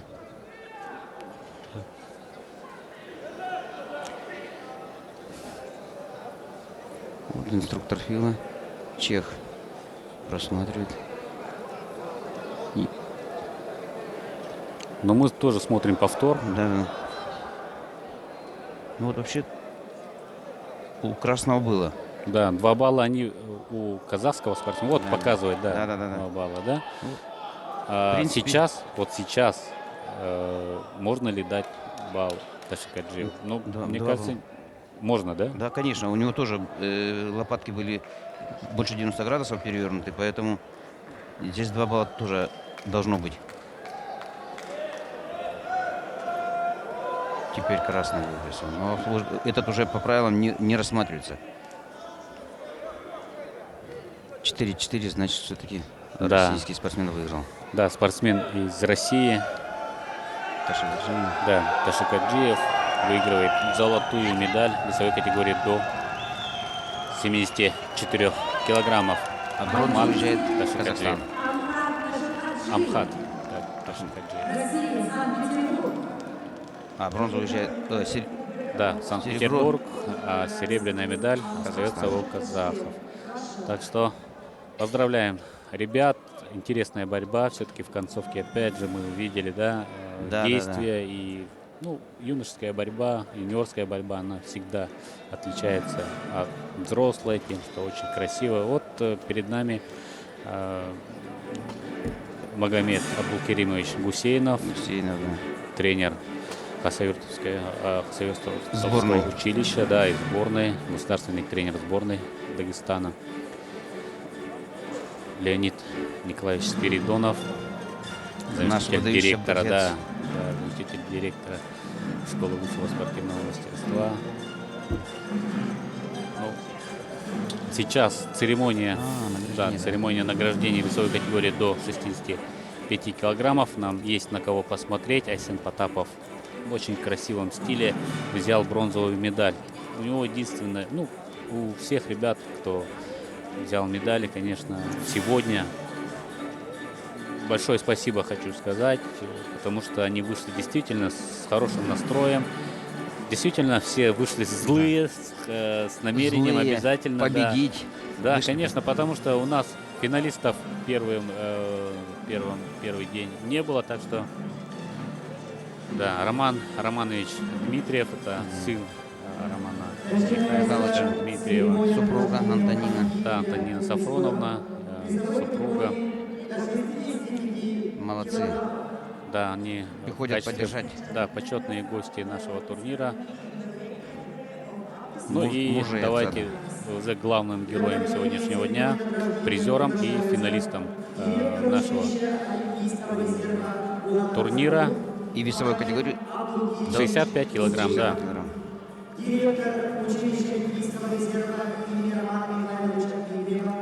Алекс,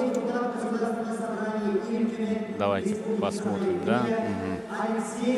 Саин Козырык, Айсен Потапов, ну и финалисты, победитель Тумура Чиртулга и Хаджимурат Гаджиев. Саин Козырык, очень интересную, красивую схватку мы с вами увидели, за что хотим поблагодарить этого парня. Он очень хотел выйти в финал. Ну, все хотели выйти в Все финал. хотели, Это- но да, конечно, кому-то да. повезло больше. Но он, Кто лучше подготовлен, тот да, и... он показал красивую очень борьбу, за что мы ему благодарны. Рядом с ним стоит наш якутский борец Айсен Потапов, герой тоже сегодняшнего молодец, дня. Красивую борьбу тоже показал. Очень непростой вес, мы понимаем, 65 килограммов. Пожелаем ему Много участников. развиваться, да, расти и радовать своих болельщиков, своих земляков в Верхоянском. Вот Хаджимурат участников много. Гаджиев, да. Хаджимурат Гаджиев, да. Участников много, все хотят выиграть медаль. Первое золото одно, серебро одно и 2 бронзы. Да. Ну и лучший борец этого веса действительно Тумур Ачиртулга, Монголия. Чемпион первенства Азии, победитель международного турнира среди взрослых в недавнем турнире в Иране, Кубок Тахти, престижного турнира. И здесь у нас стал победителем турнира Романа Михайловича Дмитриева. Это, кстати, скажем так, символично, потому что Тахти тоже был олимпийским чемпионом и одним из самых уважаемых людей, спортсменов своего времени. И сейчас его любят не только за то, что у него есть медаль, да, потому что в Иране много олимпийских чемпионов, но его действительно почитают, любят за человеческие качества, да. То же самое можно сказать и про Романа Михайловича Дмитриева. Его уважают, любят во всем борцовском мире, знают. Хочу сказать, именно как человека, да, с большой буквы. Широчайшей души человек. Да. Любви у него много было. У него всегда друзей много было. У него друг был Иван Сергеевич Регин, который боролся в тяжелом весе. Да. Двукратный олимпийский чемпион. Да, двукратный олимпийский чемпион. Красноярск. Наш да. сибирский, конечно, тоже друг. Роман Михайлович, когда выходил на ковер, он превращался в мазандаранского тигра. И выигрывал, и это приятно. Вот такая дружба Кижая и Мухача.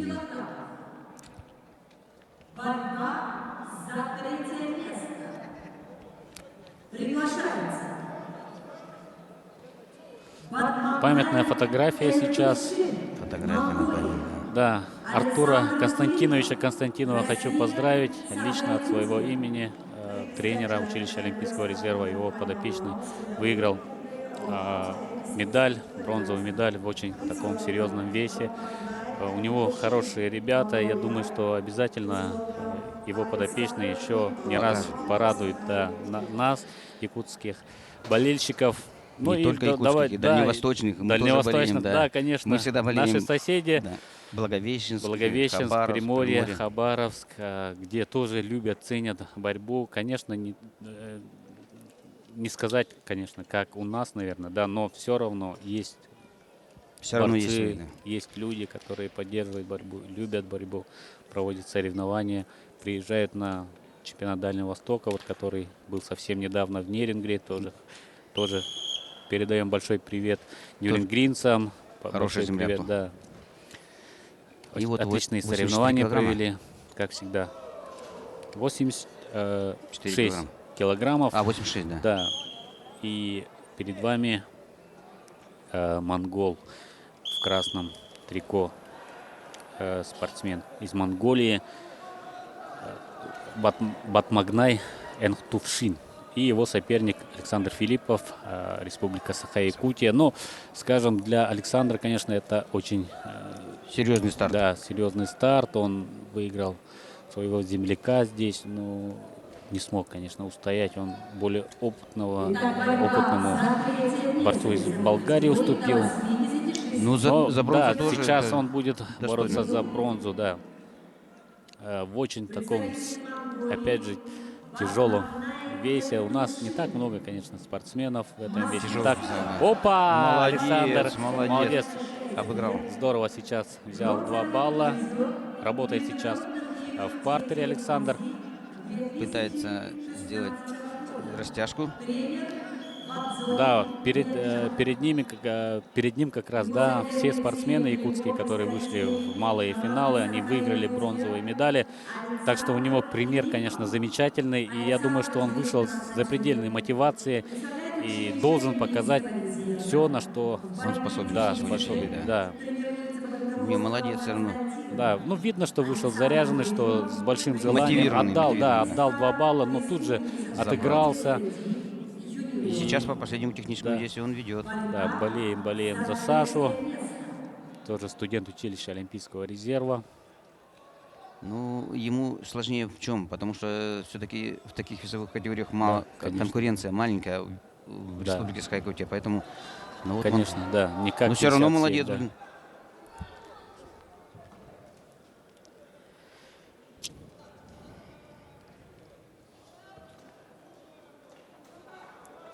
Да, Александр. Ну, первые минуты истекают. Ну, интересная, опять же, борьба, скажем, да. Интересная. Но 4 минуты еще есть у нас в распоряжении, чтобы узнать имя победителя. Атакует все-таки, да. монгол. Монгольский спортсмен. 1 балл. 3-2.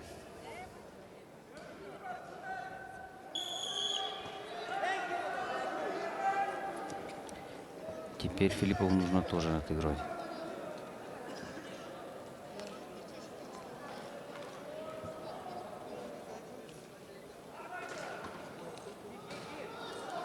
Если бы было больше спортсменов в этих весовых категориях, опыта бы больше было бы, и технический арсенал был бы больше. Но молодец все равно. Вот опять монгольский спортсмен атакует. Хочет вытолкать за ковер. Ну, скорее всего, что-то получилось. Да, 1 балл. 4-2. Ну, не надо падать духом, надо собраться. Опять же, есть еще целый период. 4-2, конечно, но... Целые 3 минуты есть еще впереди. Мы видели, да, как... На последних секундах на последних секундах сегодня отыгрывали и даже не такое количество баллов. Так что посмотрим еще. Посмотрим, какую борьбу покажет после перерыва Филиппов. Конечно, у него опыта поменьше. Вот сейчас как раз. Старший тренер Стас дает указания. Пытается еще настроить.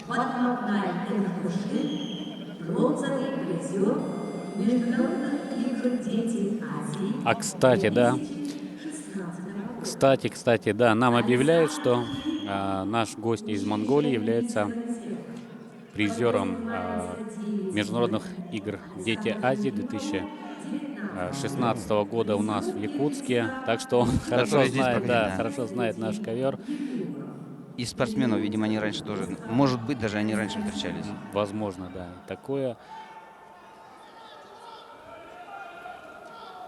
4-2 сейчас ведет наш гость, призер игр «Дети Азии». Опять же, наши замечательные соревнования сейчас пройдут уже в Монголии следующие. Так что, наверное, В каком году они у нас будут? Да, в 2020 году. 20-м. В Олимпийском году, да. Да. В Улан-Баторе, так что... Команда Республика Саха-Якутия поедет туда. Да, Вот сейчас он, надо, вот опять же, так ты. да, очень хорошая сейчас была возможность. Ну, попытался, да, провести атаку Александр. Похвально, но здесь, конечно, И остановил. хорошо, конечно, да, монгол поймал соперника. Еще 2 балла берет. Да. Скрестный захват там... Там уже уйти, конечно, будет сложно, да. И у него нога, видимо, болит, он уже Да, хлопает. да. Поздравляем спортсмена из Монголии с бронзовой медалью. Батмагнай Энхтувшин, бронзовый призер международного нашего турнира. Ну а Александру Филиппову мы пожелаем расти дальше. Я не имею в виду в весе, расти. Не отчаиваться, да, да, расти и как тренироваться. спортсмен, да. Следующая пара в этом весе, опять же, будут бороться за бронзовые медали. Болгарин, по-моему. Нет, еще один спортсмен из Монголии, Белгун Баярсайхан и Андрей Елбаскин, сборная Бурятия. команда России И Бурятия. Бурятия, да.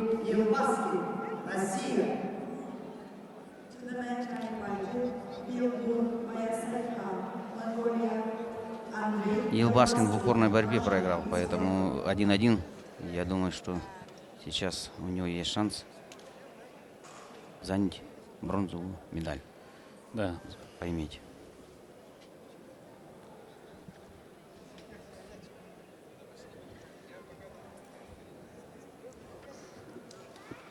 Да, сейчас ждем наших спортсменов, уже вызвали, да, вот перед вами борец в синем трико Андрей Елбаскин, Бурятия. Это же Очень, сын да. мастера спорта международного класса Елбаскина Александра. Наверное, да. Он является призером, неоднократным призером чемпионата Сибирского федерального округа в этом весе. Так, его соперник, спортсмен из Монголии, еще раз повторим, да, Белгун Баярсайхан. Вот начало схватки. Борьбу за третье место весовой категории до 86 килограммов. Монгольский спортсмен настроен агрессивно. Да. Белгуну 19 лет.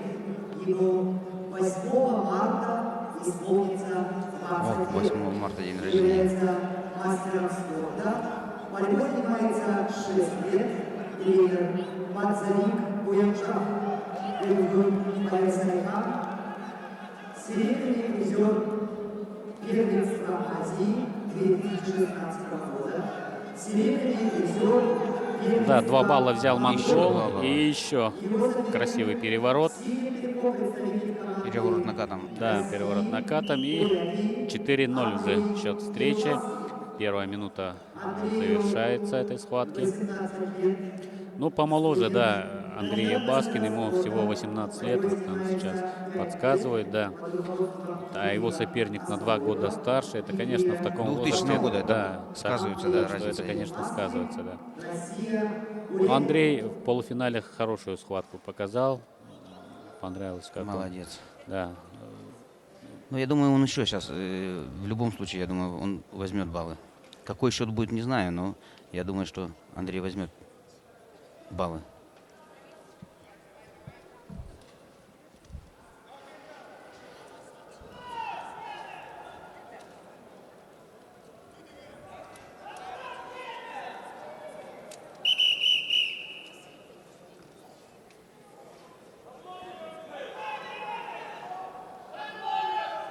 Да, показывает арбитр, что за пальцы, да, сейчас Да. хватается спортсмена, что не разрешается. Что в борьбе не разрешено, да. Если еще будет, могут дать баллы и предупреждение. Вот Елбаскин берет 2 2 балла. балла.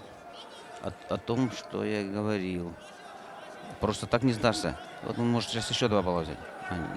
Пытается, не получается. Вот, наверное, сказывается, да, вот разница в возрасте. Здесь, опа, пошел все-таки. Я думаю, здесь 2 балла было, опасное положение было. Не знаю, что дадут. Но арбитр на ковре не показал балл, хотя боковой плашку поднял 2 балла. В принципе, мы видим, что руководитель тоже поддержал. И 4-4 счет сравнялся. И уже он ведет. Да, по последнему действию ведет Андрей Елбаскин, спортсмен из Бурятии. Дает бой более опытному борцу из Монголии.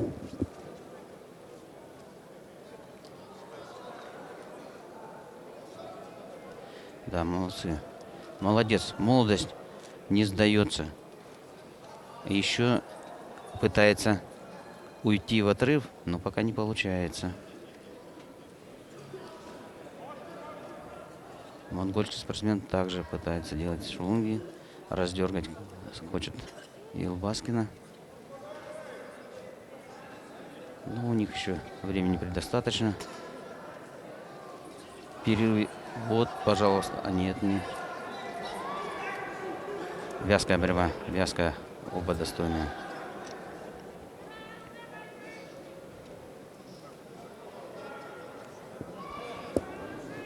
Это, получается, не проиграли только финалистам. Да, конечно. Бронзовый финал веса. Но сейчас рискнул, да? Рискнул, да, монгольский спортсмен. Спортсмен не воспользовался пока Андрей этой ситуацией, но хотя был взял шанс. ногу, да, был шанс у него провести атаку, но последние секунды, и спортсмены, видимо, решили чуть раньше взять перерыв. Тайм-аут. Да, тайм-аут. Надо продышаться и подготовиться. Сейчас получат ЦУ от своих тренеров и попробуют поработать над ошибками во второй половине встречи. Вот, да, как прошел, да, в ноги Андрей Баскин. Молодец. Характер есть у парня, молодой совсем, 18-летний. У него все впереди еще. Перспектива. Вот, кстати, нам объявляют, да, и заслуги его соперника. Он является финалистом первенства Монголии. Так что молодежного первенства Монголии. Значит, тоже один из лидеров своей команды, да, в этом своей возрасте. Сборной, да, сборной Монголии. В этом возрасте, да. Так что хорошая пара в этом весе.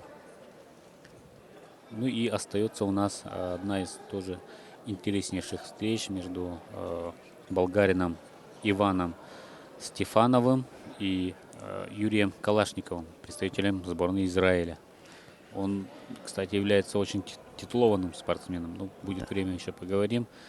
Давайте сейчас вот, посмотрим. Пожалуйста. Андрей берет 2 балла. Еще 2 балла. Молодец, да? Вот какой. Использовал настырный, движение. да, по-хорошему такой, по-спортивному. Боец, действительно. 4-0 проиграл, догнал и сейчас вышел Перегнал, вперед. да, догнал и перегнал. 6-4 ведет уже Андрей Елбаскин. И по-прежнему он не хочет уходить в защиту, что похвально. Он идет вперед. Сильно, мы видим, да, никто не хочет отдавать центр ковра, да, вот. Тоже встречаются здесь. А я думаю, что они же являются соседями Бурятия и Монголия. Да, может быть, они и встречались уже до этого. Ну, да, скорее всего. Возраст чуть-чуть, конечно, различается, да, 2 года все-таки, но возможно, конечно, вероятно это. Ну, у нас бурятская школа тоже сильная. Конечно, вот, да. Атаку провел монгольский, но нет, защитился вовремя. Но он сейчас будет рисковать, минута 30 остается. Монгол должен рисковать, по идее.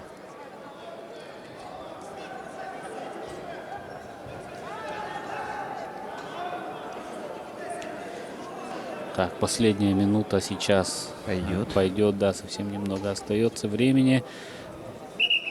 Да, вот не надо было вот так вот, да. Грубить немножко. Грубить не надо, все-таки время все еще есть.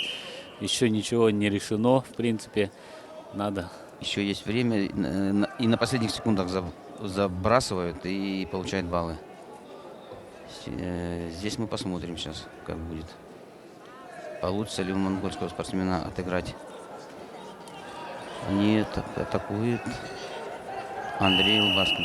А теперь Да, ответный, он заступил, по-моему, да, за ковер, и 1 балл все-таки берет спортсмен из Монголии.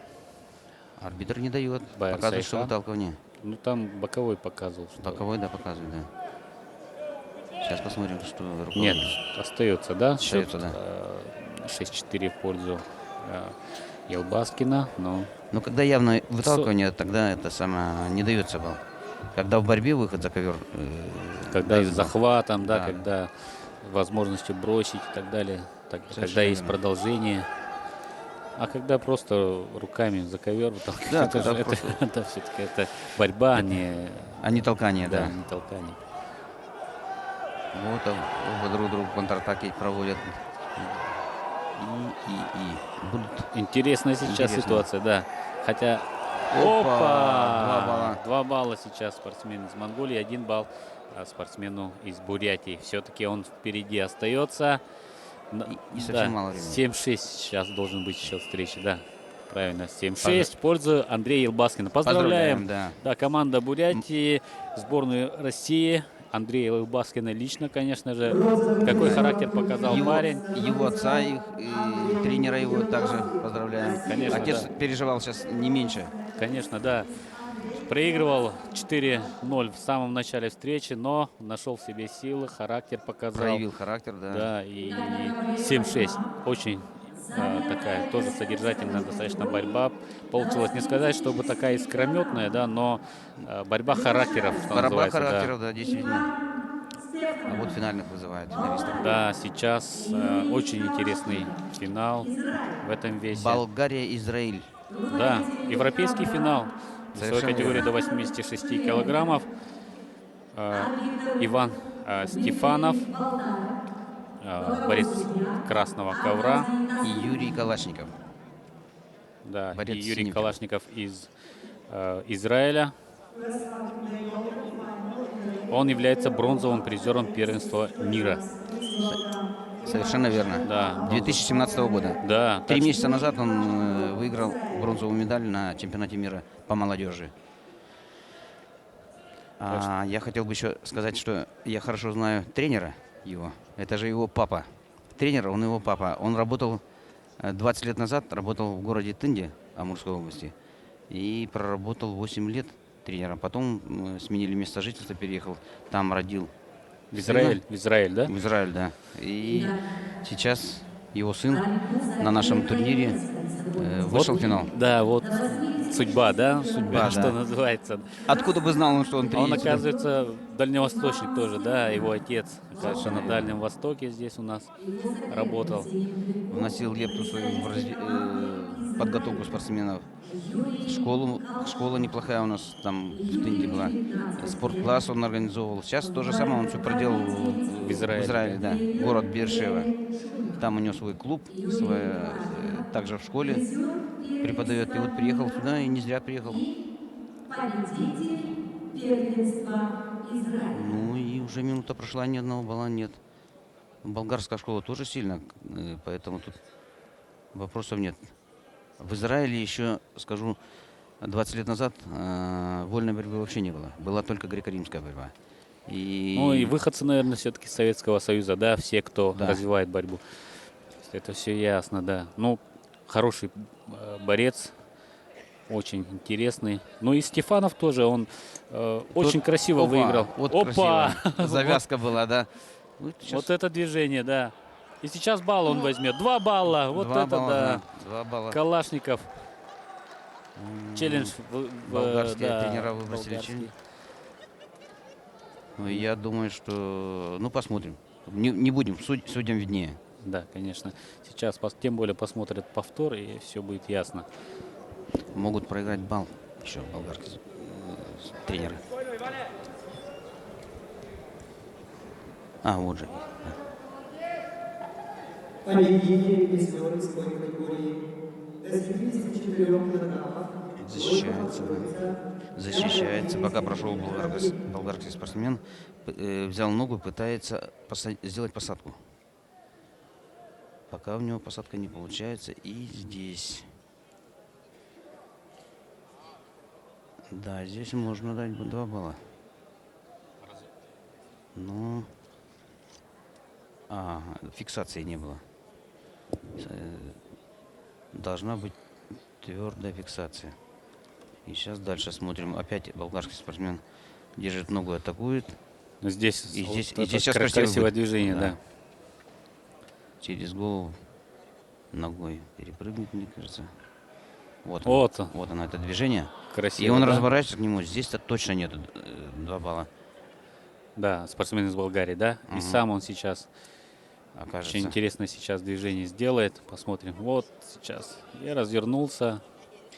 И своего соперника сейчас за ковер.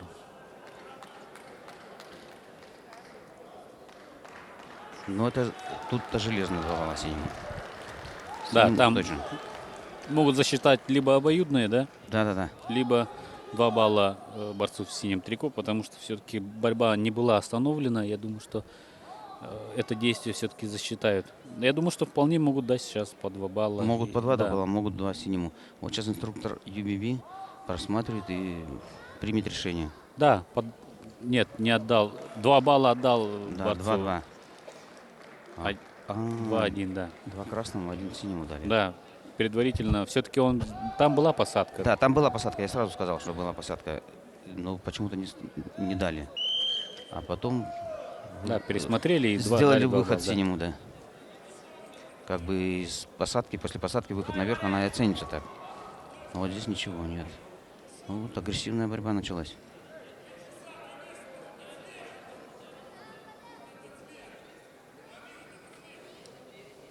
Болгарский спортсмен на этом не остановился и попытался еще сделать.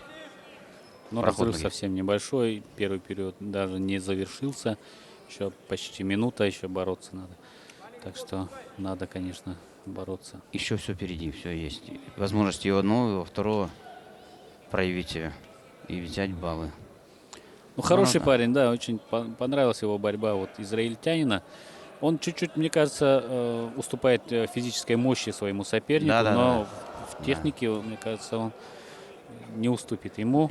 Хотя вот я вот, насколько знаю, тоже борец из Болгарии, да, он является тоже выходцем наверняка из России. У него фамилия двойная Костадинов, Стефанов. Так что не исключен вариант. Да, совсем не исключен, да, этот вариант. И он является, насколько я знаю, да, тоже призером первенства Европы. Да, сейчас взял еще 2 балла и заканчивается первый период со счетом 4-1 в пользу борца из Болгарии. Ну, в принципе, объективно все здесь, объективно. Да, конечно, да, он все-таки получше был, и в том действии, где мы видели красивое сальто, все-таки он посадил своего соперника. И он первый посадил, да, болгарин, и зафиксировал первое действие, которое должно было быть засчитано, и технический делегат, я думаю, что правильно, да? Да. По букве закона он был прав, да. Хотя мы, конечно, болели тогда, наверное, за нашего дальневосточного друга, да.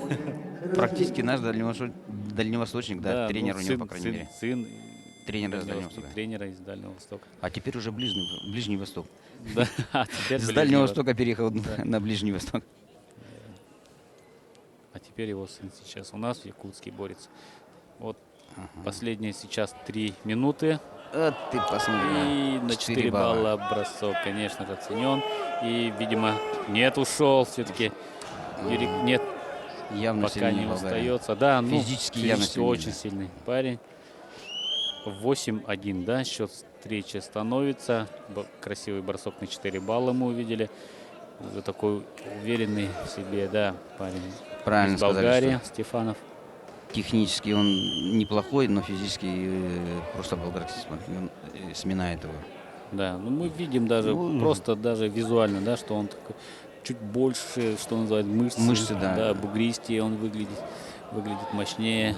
И еще 2 балла, 10-1, и 2 балла возьмет ли сейчас в партере. Это, наверное, задача Ну да, я думаю, вполне что возьмет он посильная. судья. Если сейчас судья позволит ему поработать. Вот, взял захват и неоцененное это действие. Сам остается внизу и отдает 1 балл своему сопернику. Да, 10-2. Все еще 2 в минуты. пользу, да, борца из Болгарии. 2 минуты. Нет. Ну, силы, как мы видим, да, покидают борцов, конечно. Очень много действий мы видели. Очень такая интересная борьба проходит. Завязки такие у них, да. да. Никто не стоит там, не толкается, сразу Идут в бой. да, Показывают с все, открытым на что... забралом, что называется. Совершенно да. верно. Все, на что способны, показывают спортсмены. Давайте. Посмотрим, что... Вот, не сдается. Вот красиво сейчас подсечку хотел сделать. Всё, сам, самоклад. конечно. Ну, самоклад. да. Самоклад. Да, вот такой самоклад. Самокладом завершился сейчас финал весовой категории до 86 килограммов. Поздравляем команду Болгарии. Поздравляем мы за очень красивую чемпион. борьбу. Да. Иван Костадинов-Стефанов, Болгария. Победитель международного турнира, 6-го международного турнира по вольной борьбе в памяти первого олимпийского чемпиона Романа Михайловича Дмитриева. Итак, у нас небольшой итог все-таки подведем. У команды из Якутии сегодня 4 бронзовые медали, что в принципе неплохо. 2 медали 57 килограммов, медаль 65. Давайте имена наших героев назовем. Петр Константинов выиграл бронзу. Бронзу завоевал Алексей Копылов. Еще одна медаль у Айсена Потапова, уже весовая категория до 65 килограммов. И отдельное спасибо и респект большой нашему борцу в большом весе Андрею Аронову. На этом, дорогие друзья, мы... Да, и, Андрей Аронова, который завоевал бронзу в весовой категории до 97 килограммов. На этом мы с вами, дорогие друзья, завершаем нашу трансляцию. Опять же повторимся, что завтра вы сможете опять же посмотреть финалы, которые начнутся в 14:00. Ну и всех призываем в 11, да, в ЦСП Триумф посмотреть, поддержать наших ребят. Всего хорошего, друзья, до свидания, до новых встреч. Ну и спасибо большое, конечно, нашим комментаторам, нашим судьям. И вам спасибо. Жалко Филиппова, что боролся, единственный, который не попал в тройку, да. борясь Да. за 3-е место. Да. Все, спасибо.